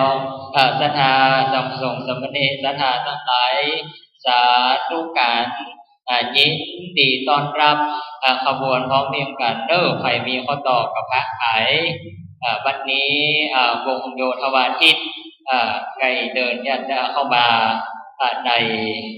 วัดพระอารามหลวงวิหารสวนดอกเป็นที่เรียบร้อยจะตามติดโดยขบวนเครื่องสักการะเป็นจ่อเป็นตุงเป็นต้นหมากสุมโพก็ได้เดินทางเข้ามาถึงในพระอารามหลวงแห่งนี้เป็นที่เรียบร้อยพี่น้องศรัทธาของท่านทั้งหลายยกมือไหว้สายินดีปีดาโดยพร้อมเพรียงกันพี่น้องศรัทธาสาธุสาธุสาธุฟอนเล็บนักเรียนโรงเรียนวัดอโนไทยพายัพพร้อมแล้วเปิดการแสดงได้ณบัดนี้พี่น้องศรัทธา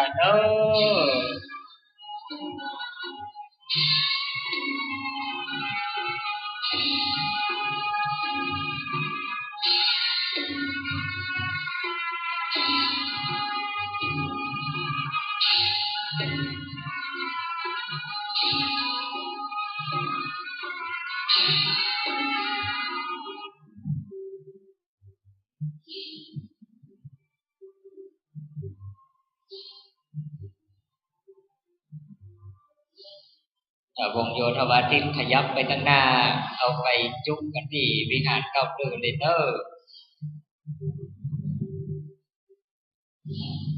ขยับไปเลยบรรดาจังฟ้อนนางรำงามนำโดยจังคนเฒ่าคนแก่ผู้ทรงคุณวุฒิภาพนี้เป็นภาพที่แลดูสวยสดงดงามพี่น้องศรัทธาญาติโยมของท่านทั้งหลายต่อไปหลังจากขบวนจังฟ้อนนางรำก็จะตามโดยขบวนผู้ช่วยเจ้าวาดพระอารามหลวงและการสร้างของพระเดชพระคุณหลวงพ่อและท่านเจ้าอาวาสคือพระเดชพระคุณหลวงพ่อท่านเจ้าคุณพระราชรัชมุนีและก็จะพร้อมด้วยขบวนแห่ต้นโพธิ์ตาลของบรรดามหาของบรรดาคณะศรัทธาจากหลากหลายพื้นที่เป็นขบวนของขบวนกองหลวงของชุมชนวัดสวนดอกและเป็นขบวนแห่ต้นโพธิ์ตาลของคณะวิจิตรศิลป์มหาวิทยาลัยเชียงใหม่ขบวนคณะแพทยศาสตร์พระเนรท่านทั้งหลายประนมมือต้อนรับพระเดชพระคุณหลวงพ่อประนมมือลูกประนมมือประนมมือสามเณรทั้งหลายประนมมือครับประนมมือพอเล็บเอาเลยลูก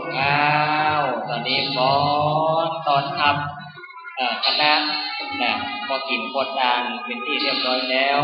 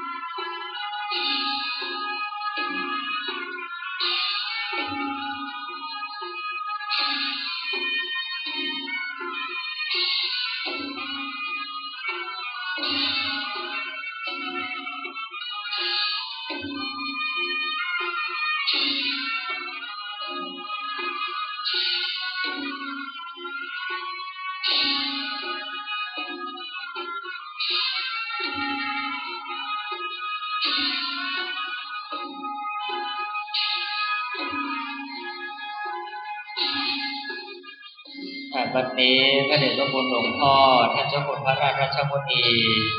เจ้าวาดวัดสวนดอกพระอารามหลวงพร้อมแล้วก็บรรดาพระครูผู้ช่วยเจ้าอาวาส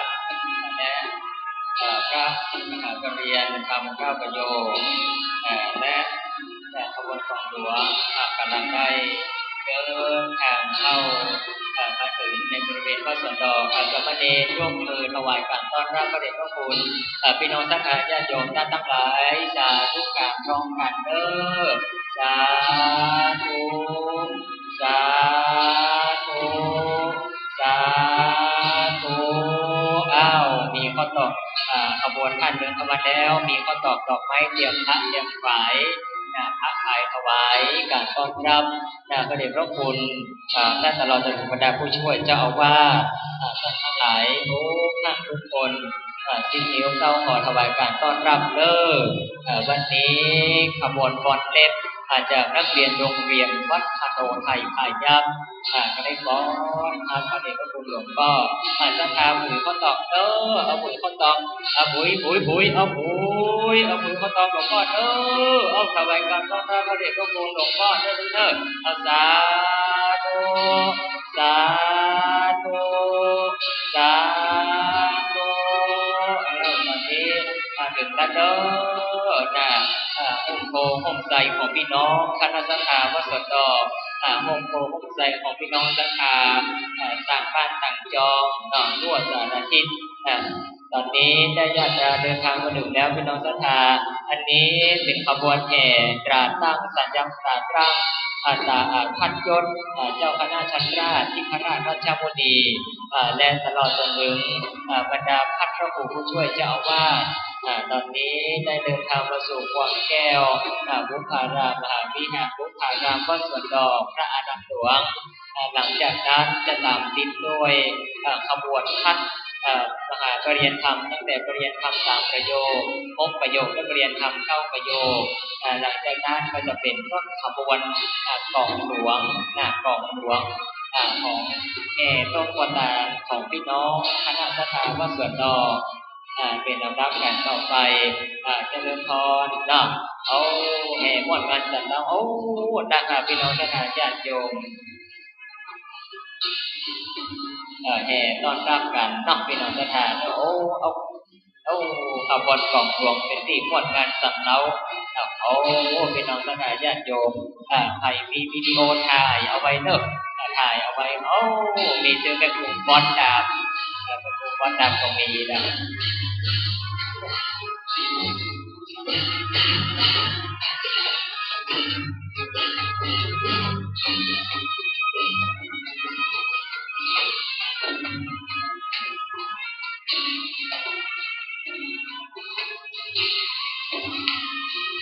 นี่ก็เป็นต้นแนววัตาซึ่งของกองเสริมอันนี้ของสมัชชัยจากโรงเรียนวัดสวนดอกจากทางวัดทางป่าพี่น้องสัทธาเอาม่วนกันสำเนากัน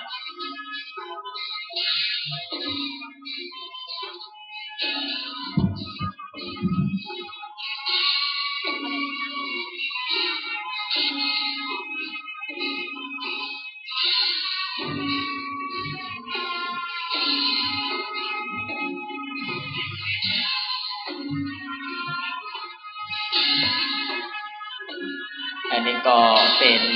จังบอนต้นกตาลของโรงเรียนวัดคโนไทยพายัพเอาจังบอนไก่ลายมาบอนให้บอนหอมต้อนทับพี่น้องคณะสัทธาชาวชุมชนวัดสวนดอกพระอารามหลวงกันในวันนี้ขอยินดีต้อนรับขบวนทัดต่อมานั้นเป็นขบวนของมหาวิทยาลัยจุฬาลงกรณราชวิทยาลัยวิทยาเขตเชียงใหม่วัดสวนดอกได้เอาต้นกระตาลมาแห่ร่วมกีบห้อมตันกับพี่น้องคณะสัทธาวัดสวนดอกในวันนี้ครับพี่น้องสัทธาท่านทั้งหลายงาม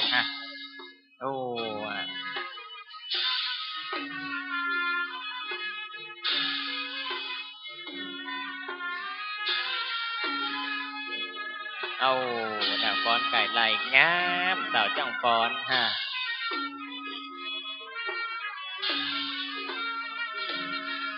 เอาจังฟ้อนคณะวิจิตรศิลป์เนาะมหาวิทยาลัยเชียงใหม่วันนี้ได้มาฟ้อนร่วมให้ร่วมหอมกับพี่น้องคณะศรัทธาวัดสวนดอกในวันนี้เอาเป็นตามทำนองแบบเก่า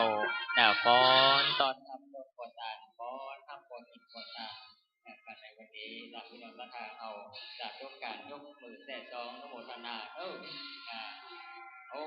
นั่นไม่เกี่ยวกันเลยนี่เป็นคณะเจ้าพ่อคณะต้นกอตาจากโรงเรียนวัฒนโนไทยพายัพและต้นกอตาของมหาวิทยาลัยมหาจุฬาลงกรณราชวิทยาลัยวิทยาเขตเชียงใหม่ในวันนี้และก่อนที่ตามมาโดยเป็นขบวนของคณะแพทยศาสตร์ในวันนี้ได้มาแห่ต้อนรับแขกพี่น้องศรัทธา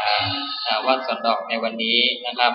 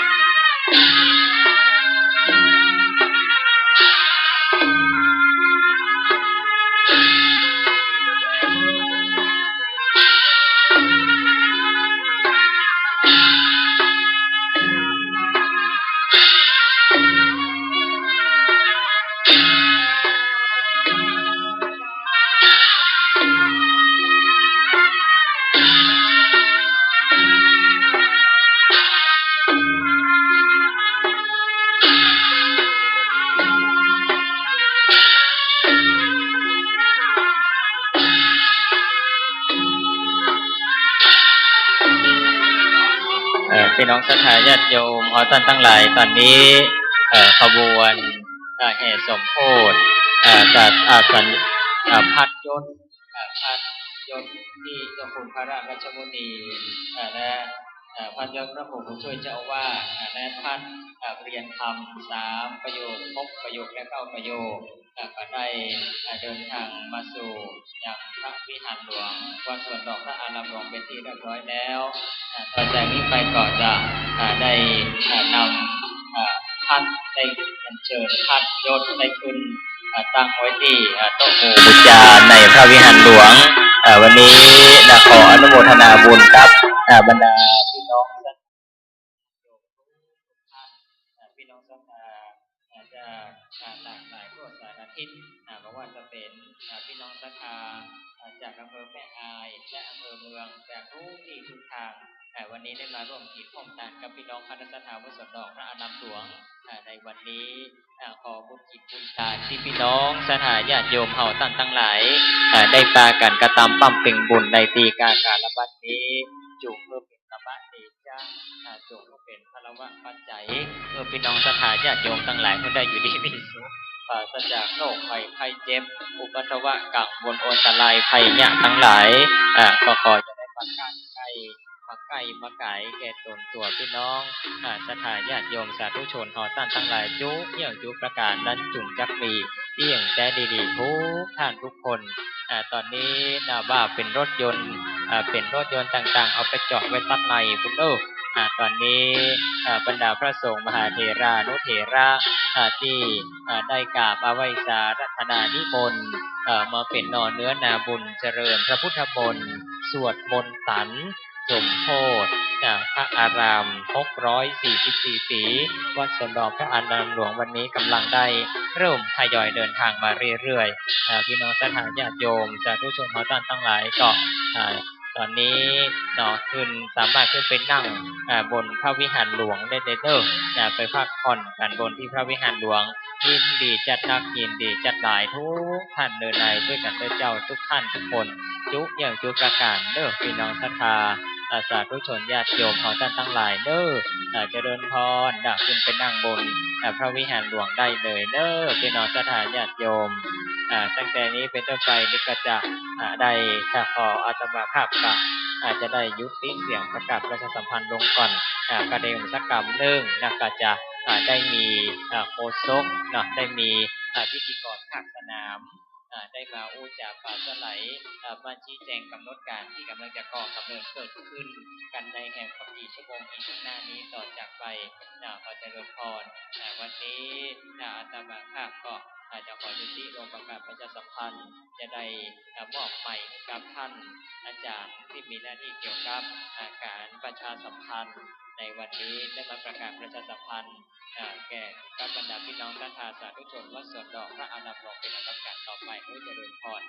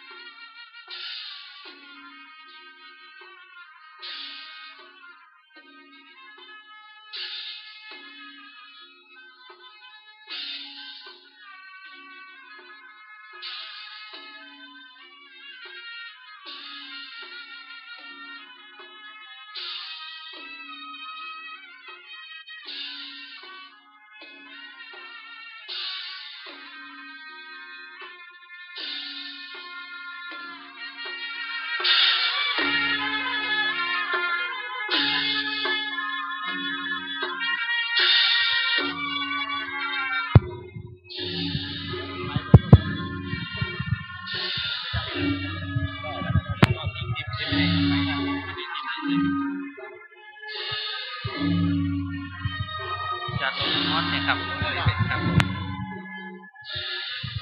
รับเลยนะครับ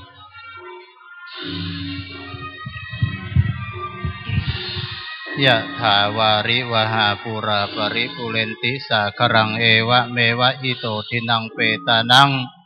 อุปกปติอิชิตังปฏิตังตุมหังคิปเมวะสมิจฉตุสเพปุเรนตุสังกปาจันโทปนะระโสยถามณิโชติระโสยถาสัพพิติโยวัชชันตุสัพพะโรโควินาสตุมาเตภวัตวันตรายโยสุขีทีคายุโกภวะอะวิวาทนาสีติสะนิจจังวุธาปจายโนจัตตารโอธรรมาวัฏันติอายุวันโนสุขังภะลังขอท่านร่วมร่วมกันนะครับได้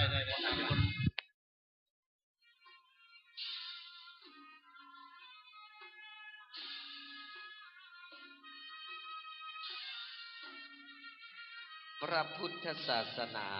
ศรัทธาบอกกับสลับเติมตุกกันไป บ้านก็มีวัดช่วยดัดนิสัยวัดงามวิไลพ่อบ้านช่วยสร้างเมื่อสร้างเสร็จสมอารมณ์ไฟอ้างบ่ได้ละวางขวางสัตว์จึงได้จัดถวายมอดไว้กับวัดบอกขัดใจเจ้าทั้งปวงงานนี้พี่น้องเปิ้นฮ้องปอยหลวงบ่จุไหลลวงหายห่วงเลยเจ้าสนุกสนานเบิกบานบ่เศร้ากึดกินตานเอาแถมครั้งขอนอบน้อมแด่พระรัตนตรัยไวสาพระเถระมหาเถระสมณเณรเจ้าจุตนจุองค์ขอสุบาเจ้าตี้เจ้าตางเทวาอารักษ์เสื้อวัดเสวากุองค์ที่ได้สิ่งสถิตณบริเวณห่วงอาราปติของวัดสวนดอกวัดสวนดอกพระอารามหลวง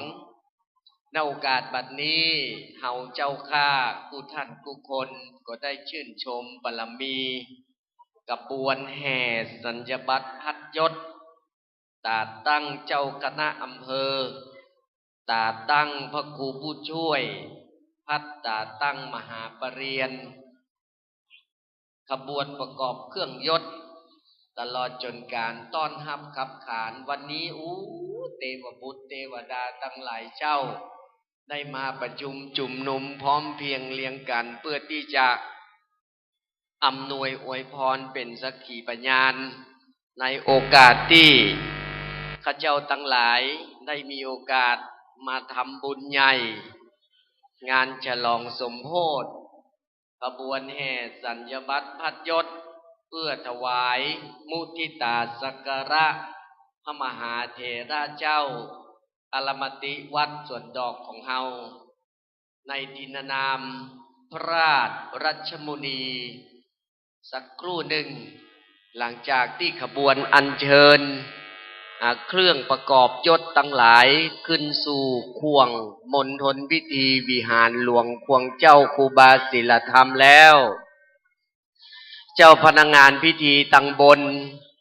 ก็จะประกอบเครื่องตาตั้งขึ้นรับรองเพื่อถวายแด่พระเดชพระคุณพระราชรัชมุนีเพื่อเป็นการแสดงมุทิตาสักการะจากนั้นตั้งบนก็จะได้มีพิธีการจุดธูปเทียนบูชาพระรัตนตรัย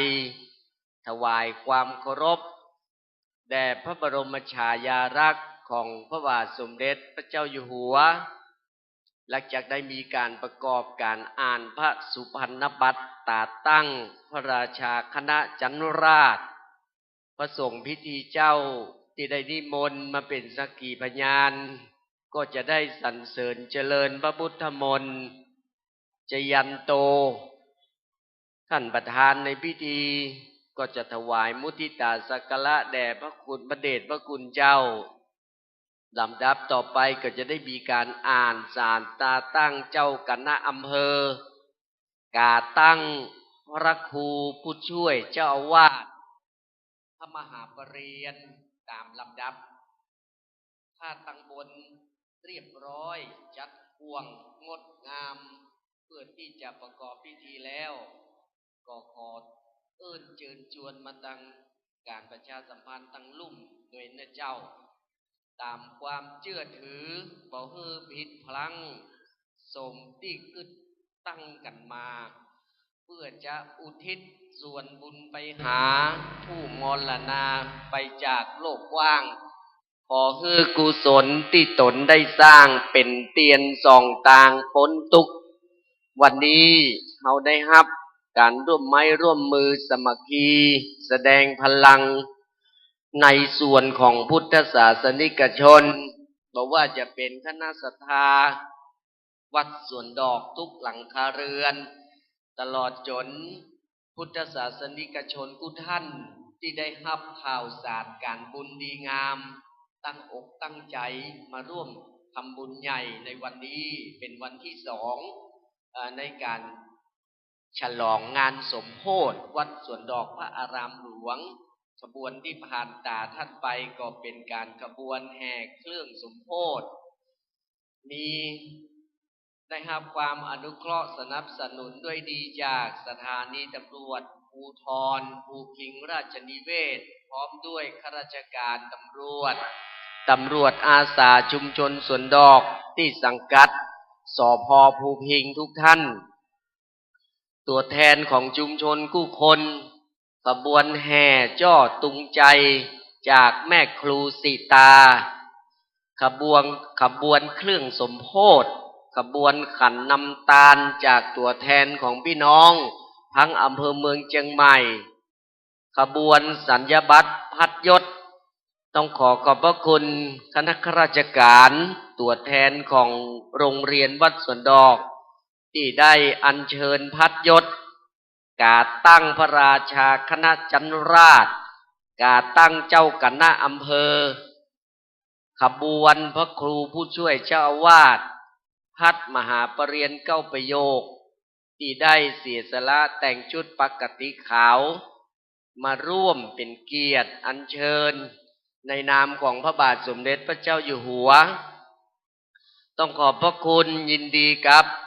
ขบวนกองหลวงจากชุมชนสวนดอกขบวนจ้างฟ้อนที่งามนะครับจากคณะวิจิตรศิลป์มหาวิทยาลัยเชียงใหม่ขอบพระบุญคณะบดีคณะแพทยศาสตร์ตลอดจนข้าราชการพนักงานของคณะแพทยศาสตร์มหาวิทยาลัยเชียงใหม่ขอบพระคุณคณะนักเรียนครูบาอาจารย์ท่านผู้อำนวยการจากโรงเรียนวัดสวนดอกขอบพระคุณท่านผู้อำนวยการโรงเรียนวัฒโนไทยพายัพพร้อมด้วยลูกศิษย์ลูกหาและครูบาอาจารย์เจ้าขอบพระคุณสถาบันจากมหาวิทยาลัยมหาจุฬาลงกรณราชวิทยาลัยวิทยาเขตเชียงใหม่ที่สำคัญที่สุดต้องขอบพระคุณบรรดาสาธุชนพ่อแม่พี่น้องที่เคารพทุกท่านที่ได้เสียสละมาสร้างบุญทั่วทุกสารทิศในงานฉลองสมโภชพระวิหารหลวงมหาเจดีย์พระอุโบสถพระเจ้าเก้าตื้ออัฐิเจ้านายฝ่ายเหนือตลอดจนการเฉลิมฉลองอัญเชิญตั้งพระราชาคณะจันทราชกาตั้งเจ้าคณะอำเภอกาตั้งพระครูผู้ช่วยเจ้าวาดและพระมหาปรริญญาเป็นที่เรียบร้อยบริมวลสมบูรณ์โอกาสนี้ก็ขอประชาสัมพันธ์เพื่อกับฝ่ายต้อนรับได้อัญเชิญพระเจ้าประสงค์พระราชาคณะที่จะได้มาเจริญพระพุทธมนต์ขึ้นสู่ข่วงอาลาปติบนพระวิหารหลวงถวายน้ำปานะแด่พระคุณเจ้าพร้อมทั้งไปแสดงมุทิตาสักการะแด่พระราชาคณะเจ้าอาลาปติก็คืออธิบดีสงฆ์วัดสวนดอกพระรามหลวงเฮาตวยนะครับเช่นเดียวกัน10 นิ้วไว้สาก็ยินดีกับเจ้าพี่นายน้องผู้คนวันนี้อากาศค่อนข้างจัดนะครับแดดร้อนไปหน่อยอุณหภูมิตามกรมอุตุนิยมวิทยาเปิ้นพยากรณ์วันนี้ก็เป็นวันร้อนที่สุดของวันหนึ่งในประเทศไทยโดยเฉพาะภาคเหนืออุณหภูมิสูงถึง44 องศาซึ่งบ่เคยมีเลยแต่บ่มีอย่างที่จะต้านพลังบุญของพี่น้องที่จะได้มาแสดงชื่นชมบุญญาบารมีของพระเดชพระคุณเจ้าวาดวัดสวนดอกพระรามหลวงของเฮาครับเมื่อทุกท่านได้เข้ามาสู่ข่วงอารามแล้วก็ขอเชิญไปรับน้ำเย็นๆนะครับเนอะชื่นอกชื่นใจนะครับฝั่งทางใต้มันจะมีข่วงดูแลเรื่องเครื่องดื่มน้ำปานะนะครับของต่างๆไว้บริการขบวนของทุกท่านพร้อมด้วยถ้าทุกท่านหิวแล้วนะครับเรายังมีอาหารไว้รองรับทุกท่านตัววันนี้ครับเป็นวันที่14ของงานเจ้าภาพองค์การก็มานักมาหลายนะครับหลายที่หลายตังเพื่อจะมาสร้างบุญญาบารมีให้เราได้กินอิ่มม่วนอกม่วนใจอาการที่เราได้ตานเป็นโฮงตานก็เพื่อที่จะให้ชีวิตนั้นสุขกายสุขใจอิ่มเต็มด้วยพลังบุญ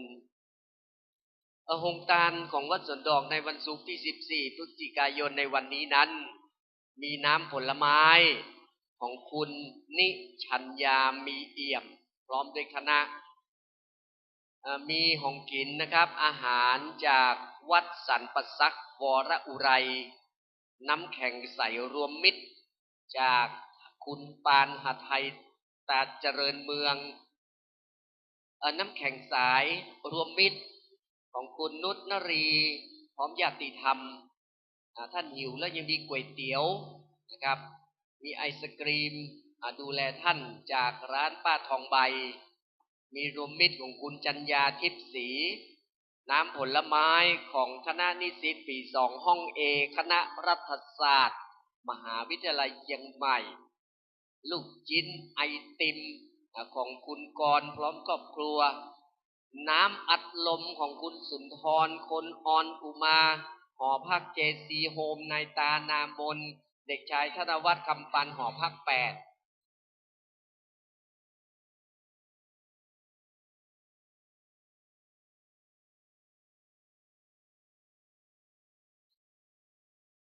น้ำผลไม้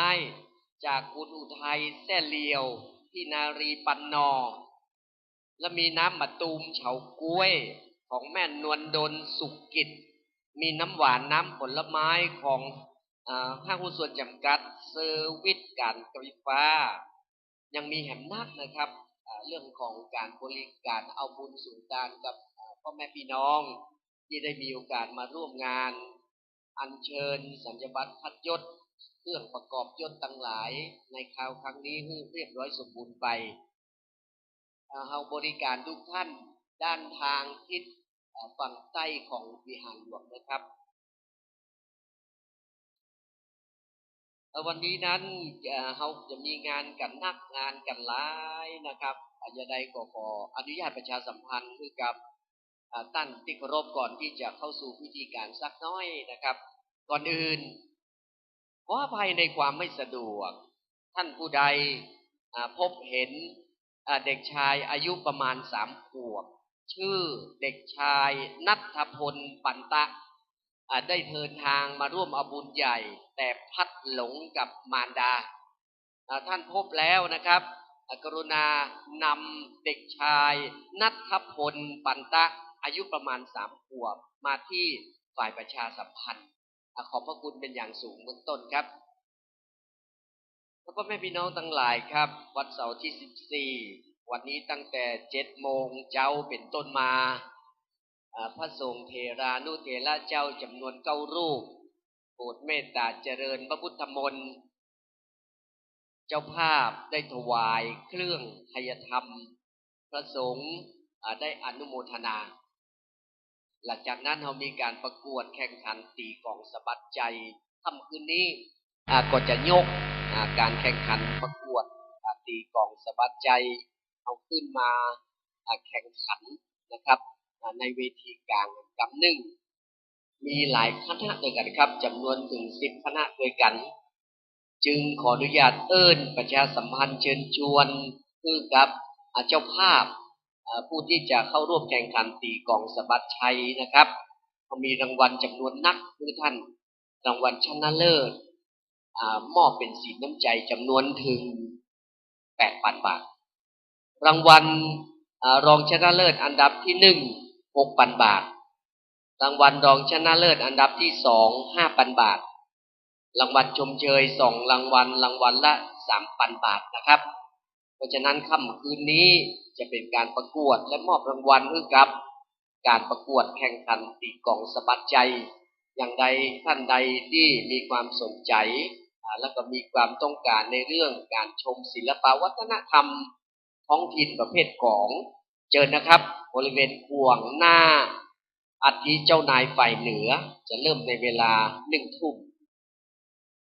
ก่อนที่จะมีการแข่งขันตีกลองสะบัดใจในเวลา 5 โมงแรงวันนี้ทุกท่านทุกคนพุทธศาสนิกชนจะได้มีโอกาสน้อมรับฟังพระธรรมเทศนานับว่าเป็นมหากรุณาธิคุณเป็นบุญของหมู่เฮาที่พระมหาเถระจะได้มาโปรด แสดงพระสัทธรรมเทศนาในค่ำคืนนี้ครับ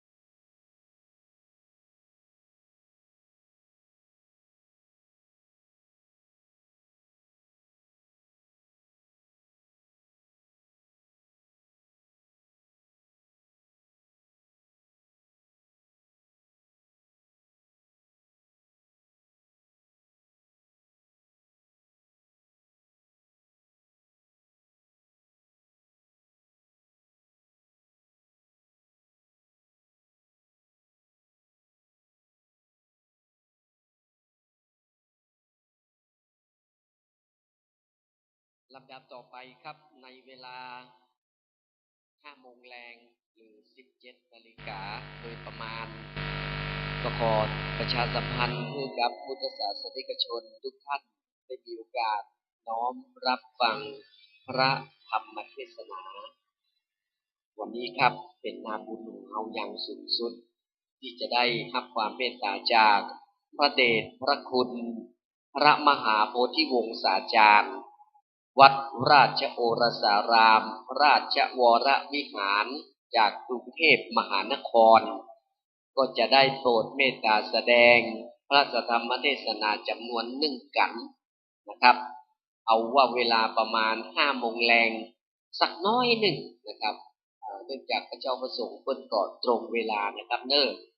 จะได้ก็ขอเชิญมาฟังกันเราก็จะได้มีดวงตาอ่านธรรม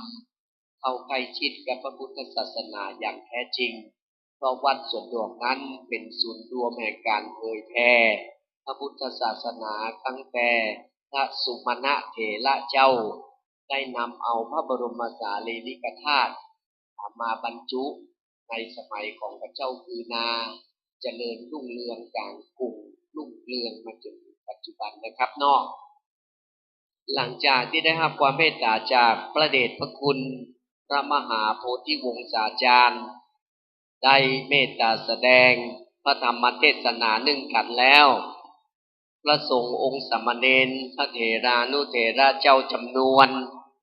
114 รูปเจริญพระพุทธมนต์สมโภชธรรมดานั้นพระสงฆ์เจ้าจำนวน5 รูป7 รูป9 รูปนำมนต์วิธีศักดิ์สิทธิ์ขององค์สมเด็จพระสัมมาสัมพุทธเจ้ามาเผยแผ่มาเมตตาเฮาก็นับว่าเป็นบุญใหญ่อันนี้พ้องว่ามหากุศลอย่างยิ่งใหญ่ที่พระเถรานุเถระเจ้าจำนวนถึง114 รูปจะเมตตาหมู่เฮาเจริญพระพุทธมนต์สวดสมโภชแล้วเฮาทั้งหลายตัวแทนก็จะได้ถวายเครื่องไทยธรรมแล้วได้รับอนุโมทนาได้บุญพร้อมเรียงกันนะครับลูกๆหลานๆของนักเรียนวัดสวนดอกทุกคนที่ได้กินอาหารว่างบอกว่าจะเป็นก๋วยเตี๋ยวลูกชิ้นผัดไทยกินแล้วเอาใส่ทางขยะให้เรียบร้อยเลยนะลูกช่วยกันคนละไม้คนละมือยินดีจัดหนักครับ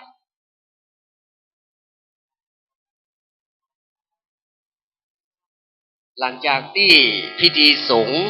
เป็นอันเสร็จสิ้นเรียบร้อยคืนนี้เราก็จะฉลองงานปอยหลวงเพิ่นฮ้องว่าสมโภชม่วนงานสันเล่ากันนะครับกิจกรรมกว้างๆก็จะเชิญชวนเรื่องของการเฉลิมฉลองมโหรสพในงานมีพระป่าลอยฟ้ามาจากอำเภอวังเหนือจังหวัดลำปาง การประกวดตีกลองสะบัดใจจำนวนถึง10 กว่าคณะทั่วจังหวัดเชียงใหม่การแสดงฟ้อนบนเวทีกลางแล้วก็หนังกลางแปลงย้อนยุคจากชมรมหนังกลางแปลงภาคเหนือนะครับสั่งมาตรงมาจากจังหวัดนครสวรรค์แล้วก็มีการมั่วครัวหอมจากพี่น้องนักพี่น้องหลายมีเครื่องแห่ล้านนาวัดจากคณะศิษย์ดอยสะเก็ด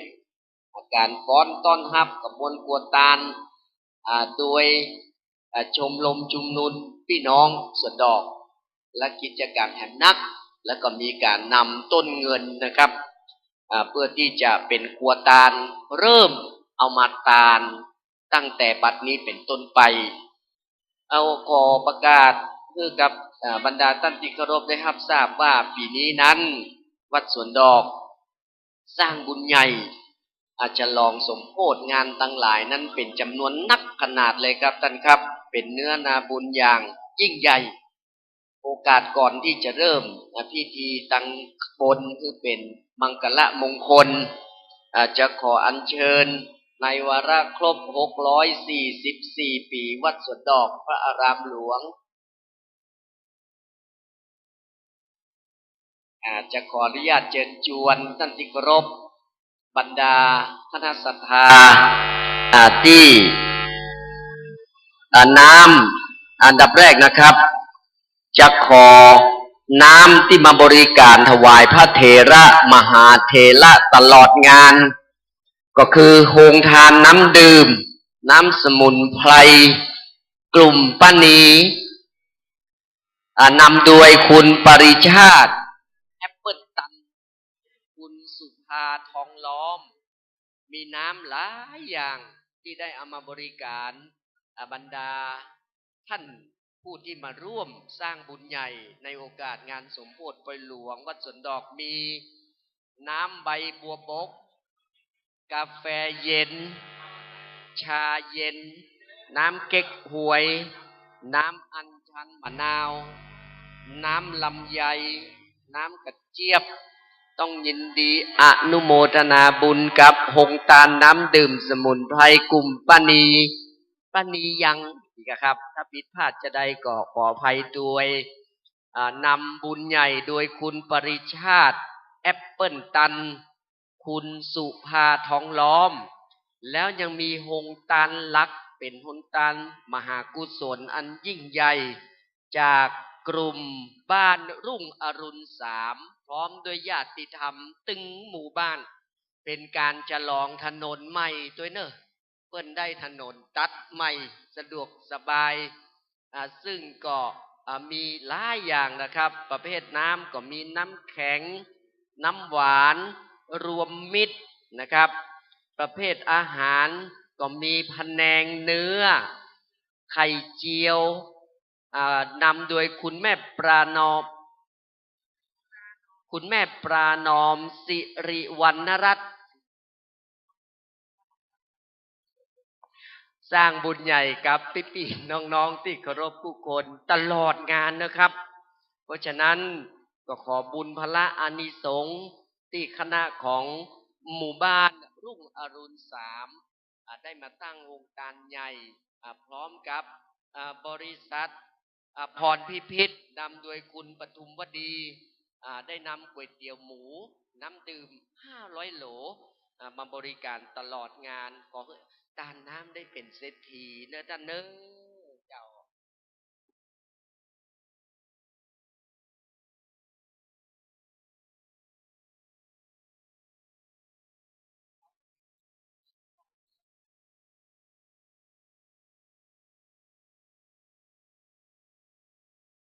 ก่อนที่บนวิหารหลวงเจ้าจะได้เริ่มพิธีใหญ่ก็ขอพระเถรานุเถระมหาเถระเจ้าที่ได้มีโอกาสมาแสดงมุทิตาสักการะก็เชิญที่พระเดชพระคุณได้เนอะเจ้าจะปันสิ่งปันปอนก็จะได้ยืนฟังเป็นช่วงวัดสวนดอกพระรามหลวง ตั้งอยู่ที่เชิงดอยสุเทพเลขที่139ถนนสุเทพตำบลสุเทพอำเภอเมืองเชียงใหม่มีเนื้อที่ถึงหมด35ไร่วัดสวนดอกของเฮานั้นสร้างขึ้นในปีพ.ศ. 1914ในสมัยพญาคือนาเป็นกษัตริย์ลำดับที่6แห่งราชวงศ์มังลายทรงพระราชทานอุทยานดอกไม้พะยอมเรียกว่าวัดปุพพารามหมายถึงวัดแห่งสวนดอกไม้พระองค์เจ้าได้โปรดให้สร้างเจดีย์เพื่อประดิษฐานพระบรมสารีริกธาตุซึ่งได้นิมนต์พระสุมาณเถระอัญเชิญมาจากศรีสัชนาลัยสุโขทัยภายในวัดยังมีพระเจ้าเกาตื้อที่ได้รับการยกย่องว่าเป็นพระพุทธรูปที่สวยงามที่สุดในล้านนาเฮาเชื่อว่ามีอำนาจศักดิ์สิทธิ์อย่างน่าอัศจรรย์ใจสามารถบันดาลให้ผู้ศรัทธาเลื่อมใสประสบสิ่งปรารถนาและสัพพมิมงคลสร้างในสมัยพญาเมืองแก้วในปีพ.ศ. 2047และมีวิหารหลวงที่มีขนาดถึง33 วาสร้างโดยครูบาเจ้าศิลธรรมหรือครูบาศรีวิจัยในปีพ.ศ. 2475นอกจากนั้นยังมีกู่อัฐิครูบาเจ้าศรีวิจัยออกแบบสร้างโดยครูบาข่าวปีซึ่งเป็นลูกศิษย์ของครูบาเจ้าศิลธรรมในพ.ศ. 2490และมีการบรรจุอัฐิเจ้านายฝ่ายเหนือเป็นสุสานหลวงแห่งแรกที่อยู่ในวัดสร้างในสมัยเจ้าดารารัศมีในปีพ.ศ. 2451ปัจจุบันเป็นที่ตั้งของสำนักเรียนบาลีคณะสงฆ์ภาค7สำนักศาสนศึกษาวัดสวนดอกองค์เฮียนพุทธศาสนาวันอาทิตย์โรงเรียนบาลีสาธิตและมหาวิทยาลัยมหาจุฬาลงกรณราชวิทยาลัยวิทยาเขตเชียงใหม่วัดสวนดอกพระอารามหลวงของเฮานั้นเป็นศูนย์กลางการศึกษาของพระพุทธศาสนาในล้านนามาจนถึงปัจจุบันเป็นที่ประดิษฐานพระบรมสารีริกธาตุในมหาธาตุเจดีย์หลังวิหารหลวงเป็นสถานที่เก็บคัมภีร์สำคัญทางพระพุทธศาสนาเป็นที่สถิตของพระสังฆราชราชอาณาจักรล้านนาคือพระบุพภามหาสวามี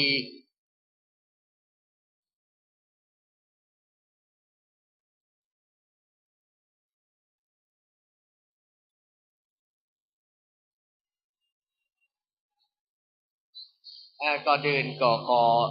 ยุติเสียงประชาสัมพันธ์ตั้งลุ่มไว้สักกรรมขณะนี้ครับการฟ้อนเล็บตอนรับจากชุมชนสวนดอกก็เริ่มงานสมโภชณโอกาสบัดนี้แล้วยินดีจัดนักกับคณะของหมู่เฮาทุกคนเสียงปีแน่ก้องใจเกิดขึ้นณที่ใดก็เป็นการฉลองงานสมโภช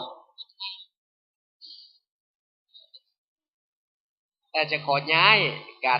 รประชาสัมพันธ์ขึ้นไปยังบนพระวิหารเพื่อประสานกับพิธีกรหลักทางบนวิหารสักกับนะครับเนาะ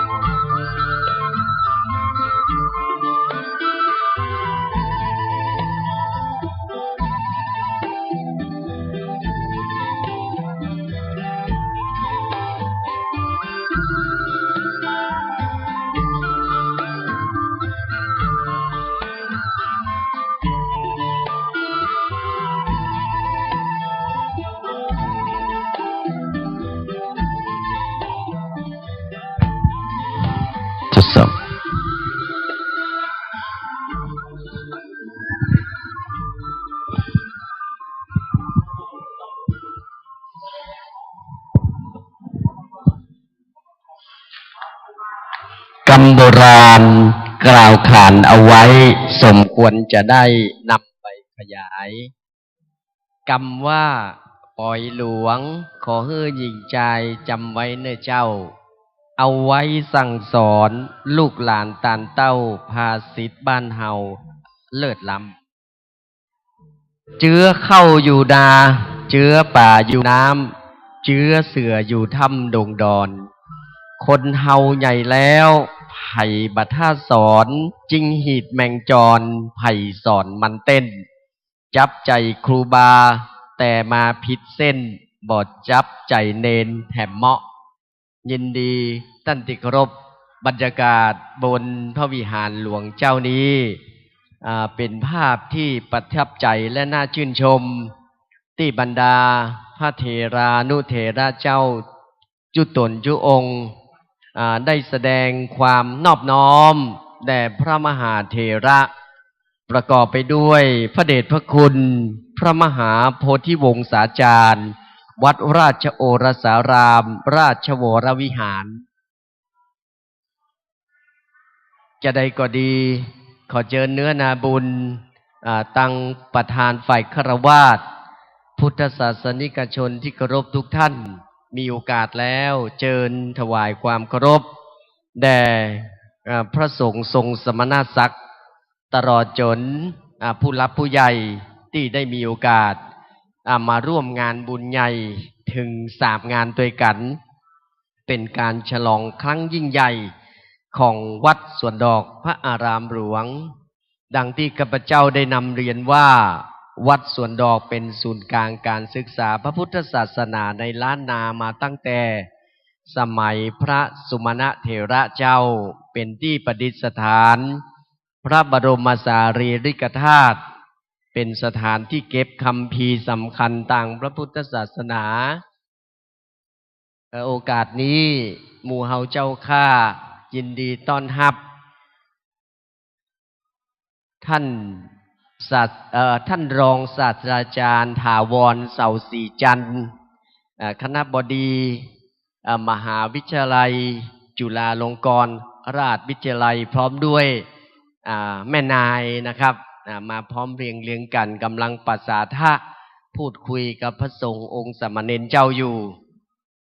เป็นที่สถิตของพระสังฆราชในอาณาจักรล้านนาปัจจุบันวัดสวนดอกของเฮาเป็นสถานที่ปฏิบัติธรรมของพระสงฆ์เป็นสถานที่สำหรับทำบุญประกอบพิธีกรรมตามประเพณีของพุทธศาสนิกชนตลอดทั้งยังมีบทบาทสำคัญได้รับการยกย่องเป็นวัดพัฒนาตัวอย่างได้รับการสถาปนาเป็นพระอารามหลวงชั้นตรีชนิดสามัญเป็นแบบอย่างต่างสถาปัตยกรรมศิลปกรรมต่างล้านนาตามลำดับกล่าวคือมีพระมหาเจดีย์ทรงลังกาเป็นเจดีย์ที่สร้างแบบเหลี่ยมไม้12และพระเจดีย์ทรงพุ่มเข้าบินหรือดอกบัวตูมเป็นที่ประดิษฐานพระพุทธรูปพระพุทธปฏิมากรที่สวยงามเป็นเลิศเช่นพระเจ้าเกาตื้ออยู่ในพระอุโบสถพระพุทธรูปปางสมาธิประดิษฐานบนพระวิหารหลวงพระพุทธรูปยืนซึ่งหันพระพักตร์ไปทางพระเจดีย์สร้างในสมัยที่ครูบาเจ้าศิลธรรมครูบาเจ้าศรีวิจัยพระพุทธรูปปางมารวิชัยองค์ใหญ่ถือเป็นพระประธานยังมีพระพุทธนฤมิตศิลปะผู้กามทรงเครื่องศิลปะพม่าสร้างขึ้นในปีพ.ศ. 2474มีที่เดียวครับที่พระเจ้า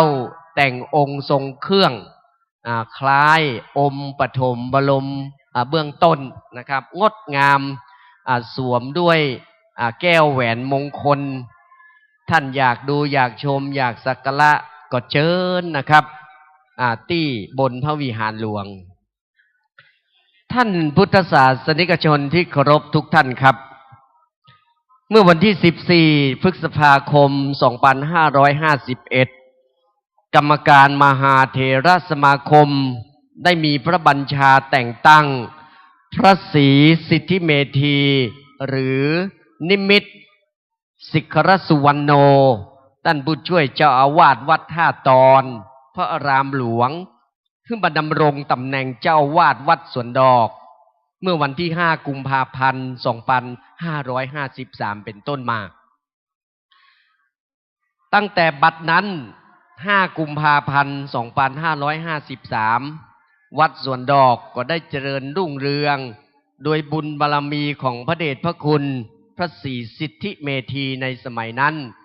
พร้อมด้วยพระสงฆ์องค์สมณเณรญาติธรรมทั่วไปได้มีการพัฒนาวัดสวนดอกให้เจริญรุ่งเรืองโดยพระเดชพระคุณได้ปลูกต้นไม้พะยอมทางด้านทิศเหนือของพระวิหารหลวงเป็นจำนวนนักเพื่อสืบฮีดสานหอยย้อนรอยประวัติศาสตร์สมดังสมัยพระเจ้ากือนาได้สร้างอุทยานวัดบุปปาหรือบุตรพารามเป็นที่อุทยานดอกไม้ส่วนหลวงในสมัยของพระเจ้าเปิ้ลเพื่อให้บรรยากาศในวัดสวนดอกมีความอุดมสมบูรณ์ไปด้วยดอกขยอมเชกเช่นสมัยที่พระเจ้ากือนาธรรมิกราชถวายพระราชอุทยานสวนดอกไม้พะยอมแก่พระสุบรรณเถระพระเดชพระคุณพระศรีสิทธิเมธีได้บูรณะปฏิสังขรณ์วัดสวนดอกและพัฒนาพระอารามได้เป็นรมณียสถานเป็นศูนย์รวมจิตใจของญาติโยมพุทธศาสนิกชนกอบกับเป็นศูนย์กลางการศึกษาของพระภิกษุสามเณรเจ้าวันที่5 ธันวาคม 2558 ที่ผ่านมาจึงได้รับพระราชทานเรื่องเลื่อนสมณศักดิ์พัดยศเป็นพระราชาคณะชั้นราชในทินนามที่พระราชรัชมุนีในช่วงระยะเวลา6 ปีที่ผ่านมาตั้งที่เคารพพ.ศ. 2553 จนถึง 2559 ณ วันนี้พระเดชพระคุณในบูรณะก่อสร้างอาคารสถานที่เสนาสนะต่างๆในวัดสวนดอกพระอารามหลวงพอสังเขปดังนี้ครับท่านได้ปิดทองพระพุทธรูปในวิหารหลวงตรงหน้าที่เราได้ชื่นชมสวยงามหันละจุ่มเนื้อเย็นใจเงินตึงหมด2 ล้านบาทบูรณะวิหารหลวงที่เราได้ยื่นได้ต่ำต่อสว่างสวัยวิจิตรพิสดารใจงบประมาณตึงหมด47 ล้านที่นั่งในเงินปัจจุบันสมัยครูบาเจ้าศิลธรรมใจเงินแสนปลายเงินแสนในสมัยเมื่อ60-70 ปีที่แล้วปัจจุบัน47 ล้านบาทจากกรมศิลปากร20 ล้านโดยบารมีของพระเดชพระคุณ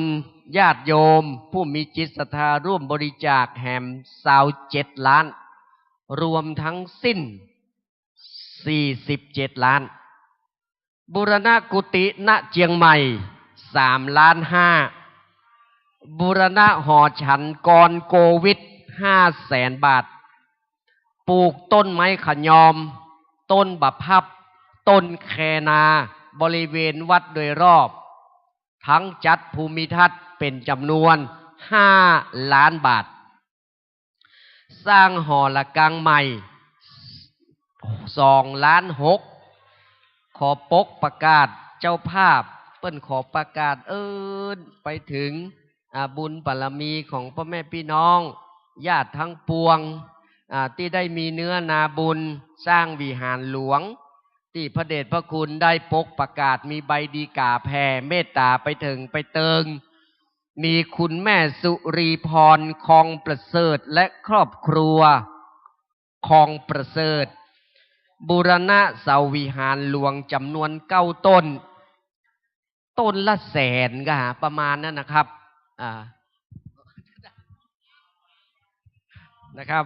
เปิ้นบ่ได้บอกสตางค์มา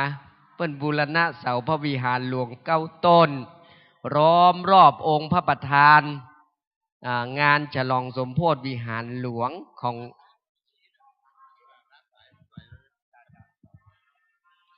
คณะของคุณแม่สุริพรคองประเสริฐและครอบครัวคองประเสริฐบูรณะเสาวิหารหลวงมันมีคติธรรมที่พระเดชพระคุณได้บอกเปิ้นตั้งใจเจตนาตานเพื่อไปถึงบุพการีเสวยสุขไปในภายภาคหน้าจำนวนถึง1 ล้านกว่าบาทขอศรัทธาสาธุชนณโอกาสนี้สาธุเปิ้นพร้อมกันณโอกาสนี้เจ้าสาธุครับวิหารหลวงนี้ใช้ทุนทรัพย์ในการบูรณะทั้งสิ้น47 ล้านบาทมีครอบครัวของคุณแม่สุรีเป็นหลักครอบครัวหนึ่งหลายๆครอบครัวด้วยกันครับผมท่านที่เคารพ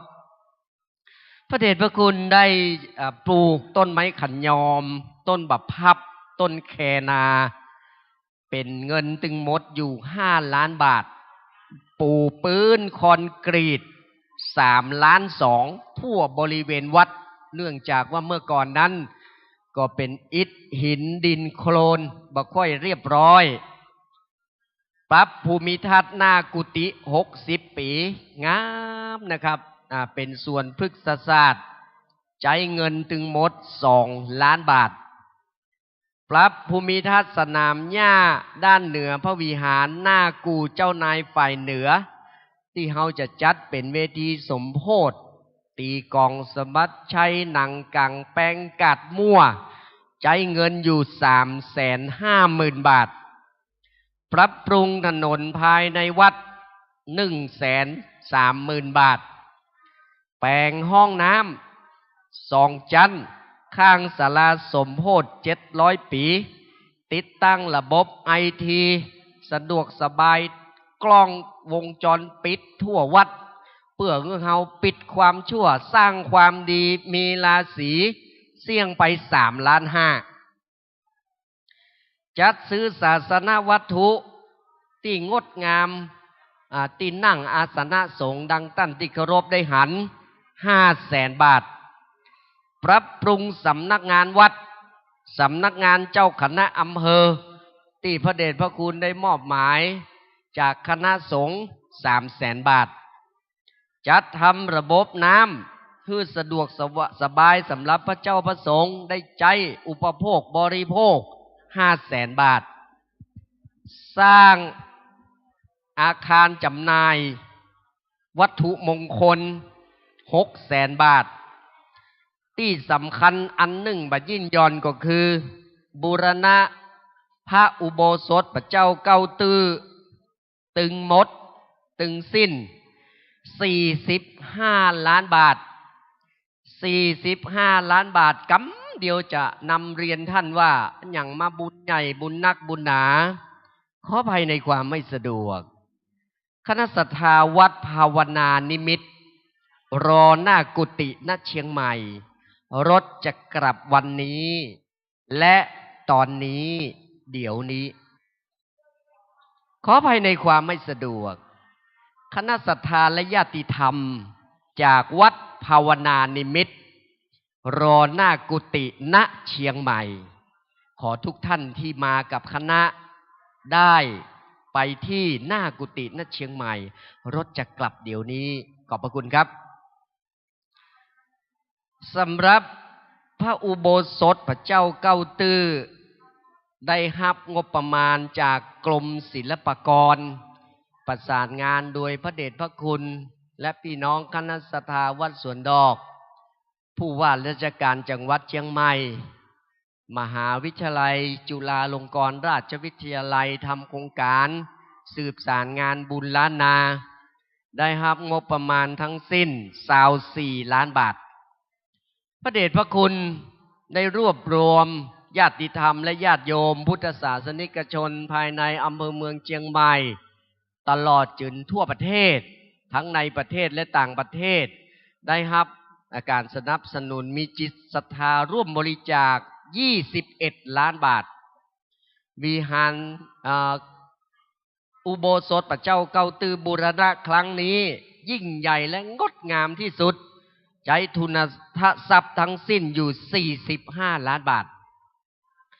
นอกจากนั้นพระเดชพระคุณยังสร้างศาลาปฏิบัติธรรมข้างโบสถ์พระเจ้าเก้าตื้อ5 ล้านบาทเฮาก็จะส่งเสริมในเรื่องของจิตของใจเพื่อเป็นศูนย์กลางทางพระพุทธศาสนาสร้างบุษบกนะครับบูรณะมหาเจดีย์จำลองแห่ม600,000 บาทรวมทั้งสิ้นทั้งหลายที่บุญบารมีพระเดชพระคุณได้สร้างร่วมกับศรัทธาสาธุชนสืบต่อปณิธานของครูบาเจ้าศีลธรรมหรือครูบาเจ้าสี่วิจัยในครั้งนี้เป็นเงินตึงมดตึงสิ้นนะครับจำนวนถึง120 ล้านบาทได้รับการสนับสนุนจากภาครัฐเพียง40 กว่าล้านบาทแถม80 กว่าล้านนั้นเป็นบุญญาบารมีของพระเดชพระคุณที่ได้อุทิศเสียสละเพื่อพระพุทธศาสนาโอกาสนี้ขอ10 นิ้วไว้สายกไว้ยกบุญบารมีของพระคุณเจ้าสาธุพระคุณกำเจ้าสาธุ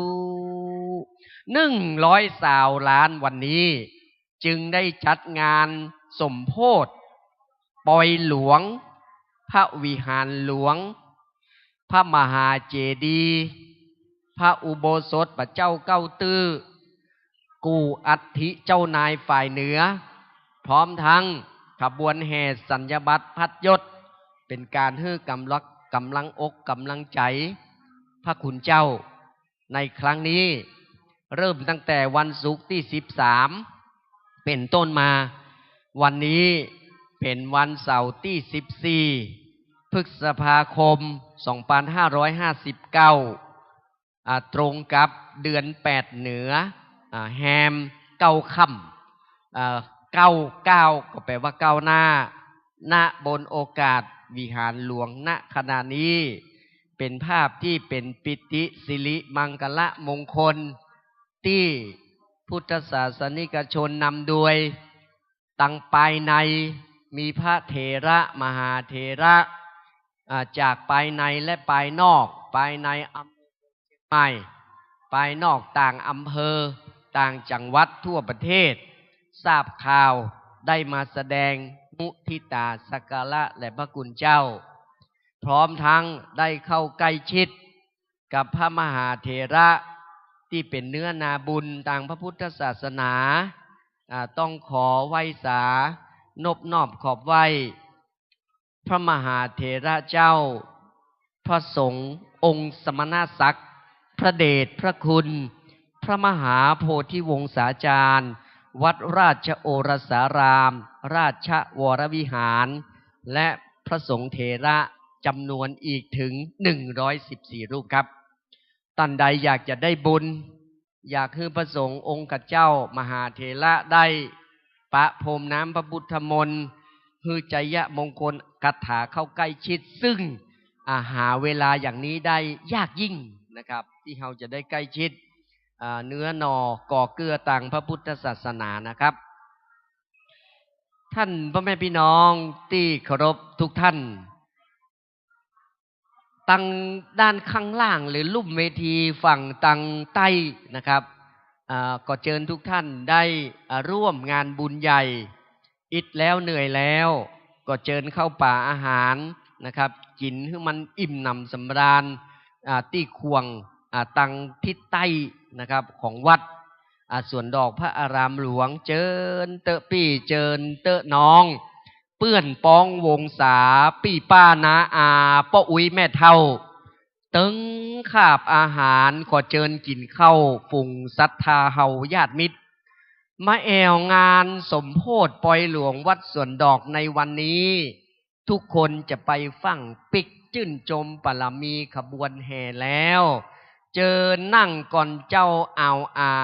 อาหารค่ำนี้หมู่เฮาจัดหาลำบัลลำจาเจิญจิมก่อนเจ้าเจิญจิมนะเจ้าเนออาหารนั้นมีจำนวนมากมายที่ได้รับการสนับสนุนขออนุญาตประชาสัมพันธ์น้อยหนึ่งนะครับคุณทัศนียะจา เจียงใหม่ศิลาดลดอยสะเก็ดบริการข้าวต้มมัดน้ำตะไคร้ทุกวันเลยนะครับ13 14 15และที่สำคัญครับก็คือคณะโฮงทานขนาดใหญ่จากหมู่เฮาหมู่บ้านรุ่งอรุณ3พร้อมด้วยญาติธรรมมีตั้งแต่รวมมิตรน้ำแข็งใส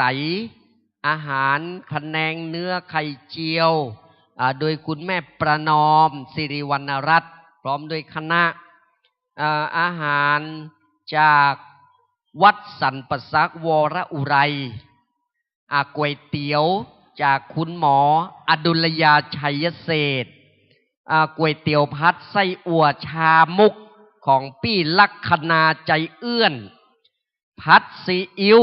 ของคุณแม่อุบลทิติโชติสกุลขนมจีนรวมมิตร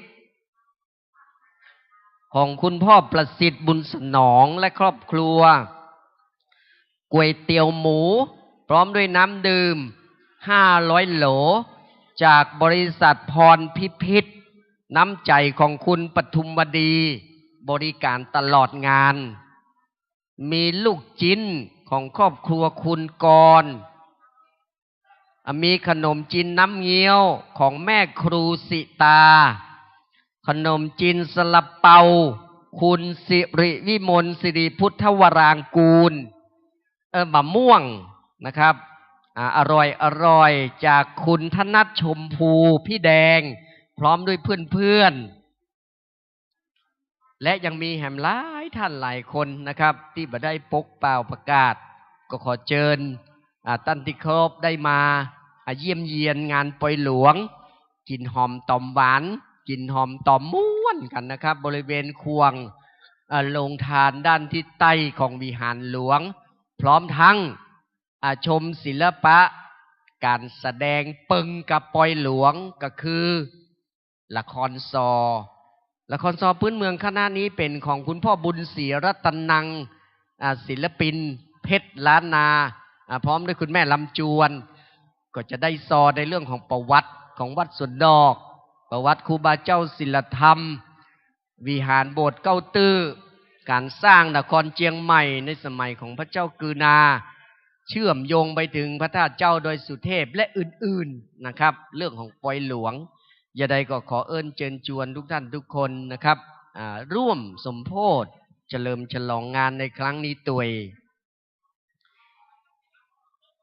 ขอนำเรียนท่านผู้มีเกียรติทั้งฝ่ายฆราวาสงานนี้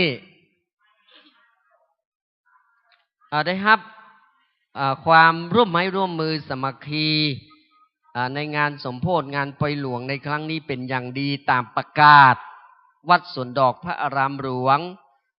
เพื่อให้การฉลองสมโภชงานครั้งนี้ให้เป็นไปอย่างเรียบร้อยจึงมีการแต่งตั้งคณะกรรมการอำนวยการให้มีหน้าที่ควบคุมให้กำปรึกษาการทำงานให้เป็นไปอย่างเรียบร้อย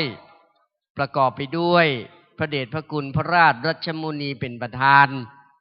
ท่านพระครูพิพิธสุตาธรเป็นรองประธาน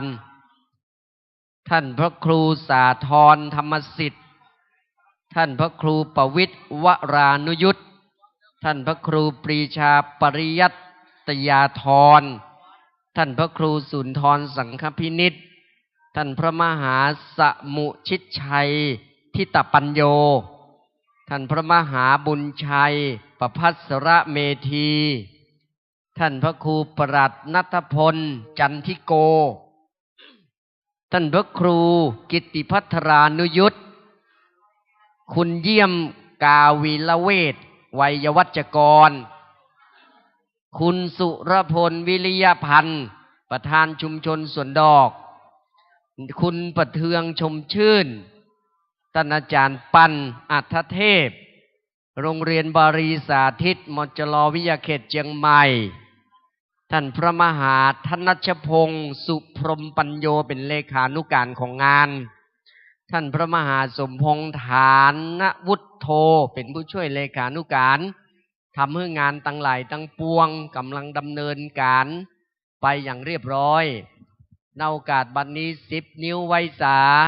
ท่านพระครูบุรีตารกานุรักษ์ท่านเจ้าคณะอำเภอเชียงดาวพร้อมด้วยพระสงฆ์เถระของเชียงดาวกุรูปได้มาแสดงมุทิตาสักการะเชียงดาวให้มาขวายหน่อยนะพระหลวงพ่อมันหนาวเจ้าเชียงใหม่นี่มันร้อนวัดอินทรามมันเย็น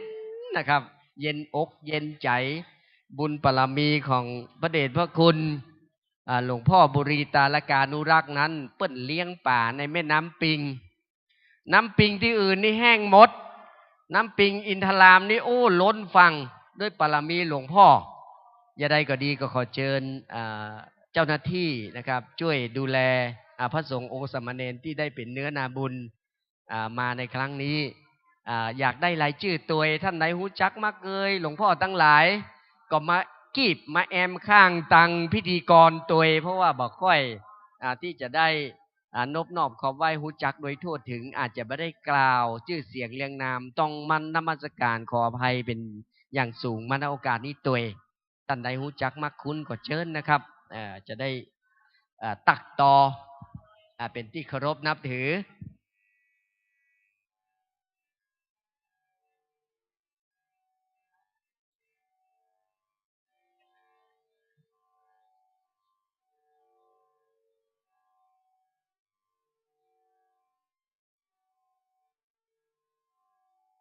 นอกจากนั้นนะครับ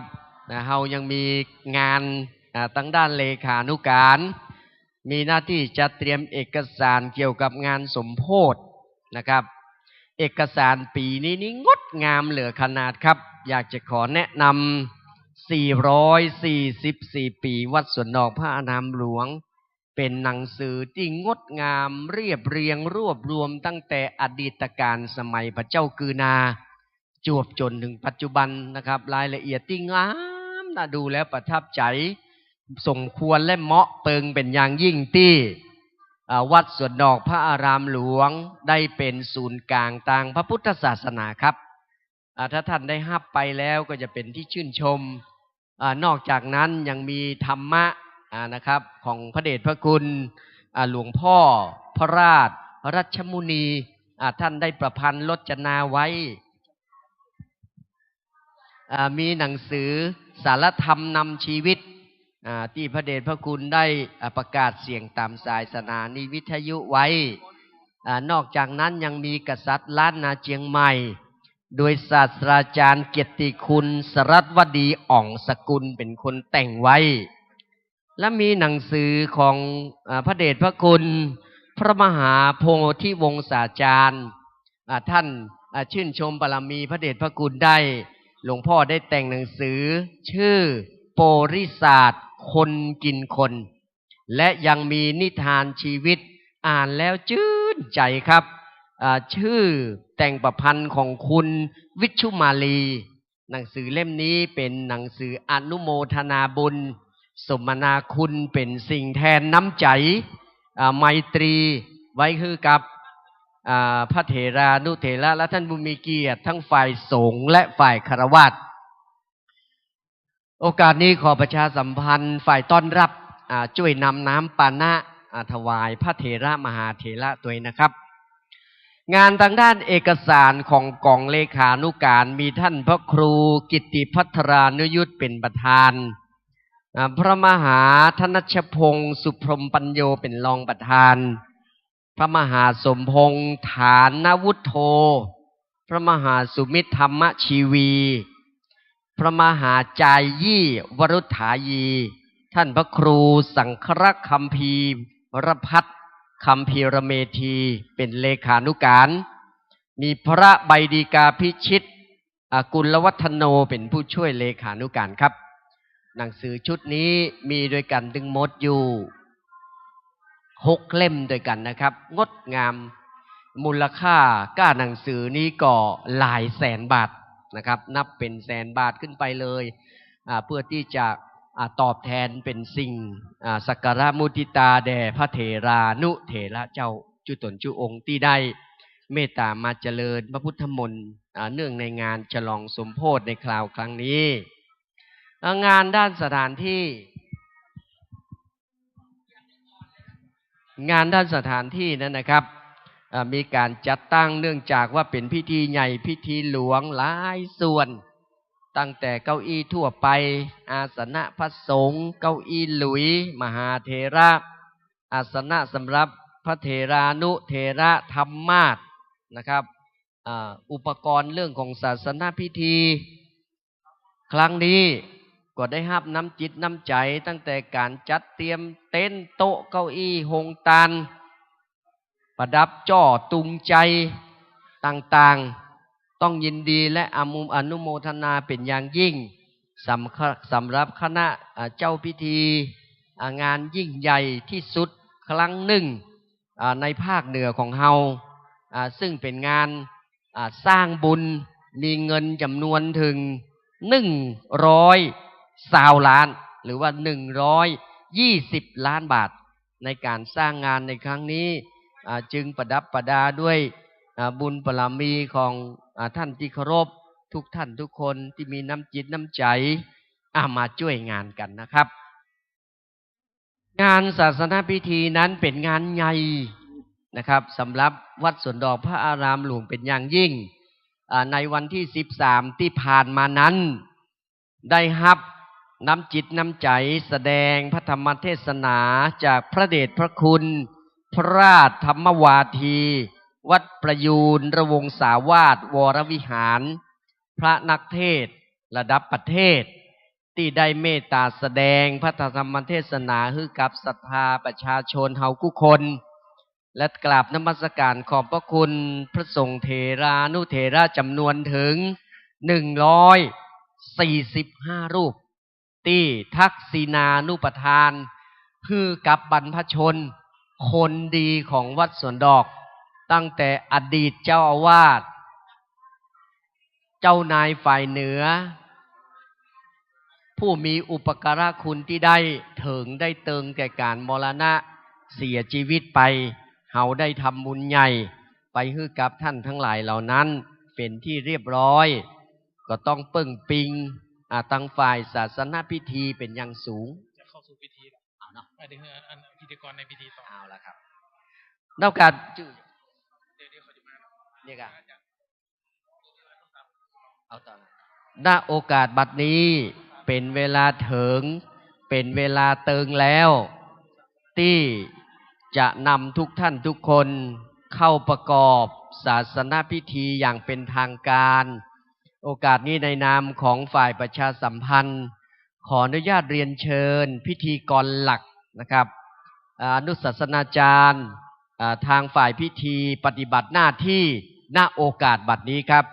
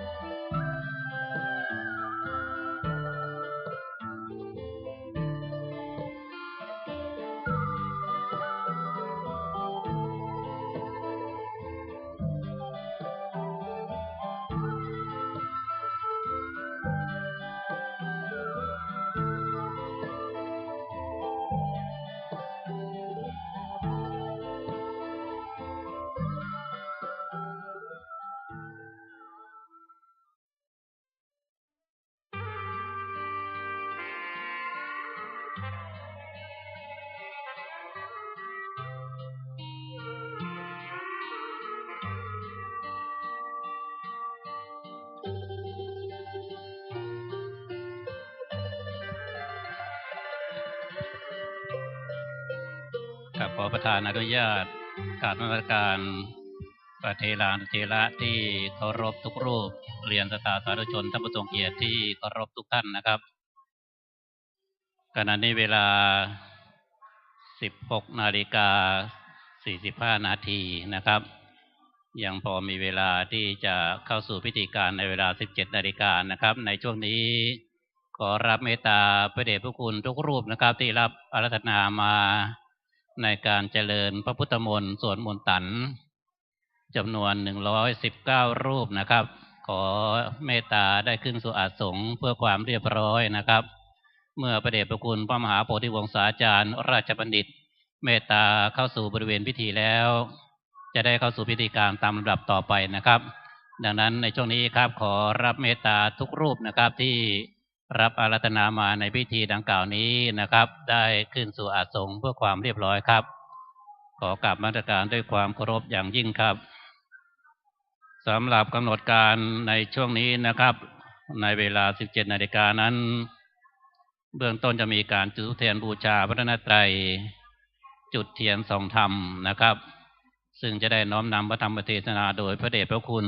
พระมหาโพธิวงศาจารย์ราชบัณฑิตเจ้าอาวาสวัดราชโอรสารามราชวรวิหารเมตตาเดินทางมาเป็นองค์แสดงพระธรรมเทศนานะครับซึ่งบัดนี้พระสงฆ์พระมหาเถระนะครับหลายรูปได้เดินทางมาถึงแล้วนะครับซึ่งได้ประจำอาสงฆ์พร้อมแล้วส่วนหนึ่งนะครับในส่วนของศรัทธาสาธุชนที่เดินทางมาในวันนี้มีคุณแม่สิริพรของประเสริฐนะครับได้คุณนายเกียรติเดินทางมาถึงแล้วนะครับซึ่งการบำเพ็ญกุศลในพิธี644ปีวัดสวนดอกพระรามหลวงแล้วก็720ปีนคร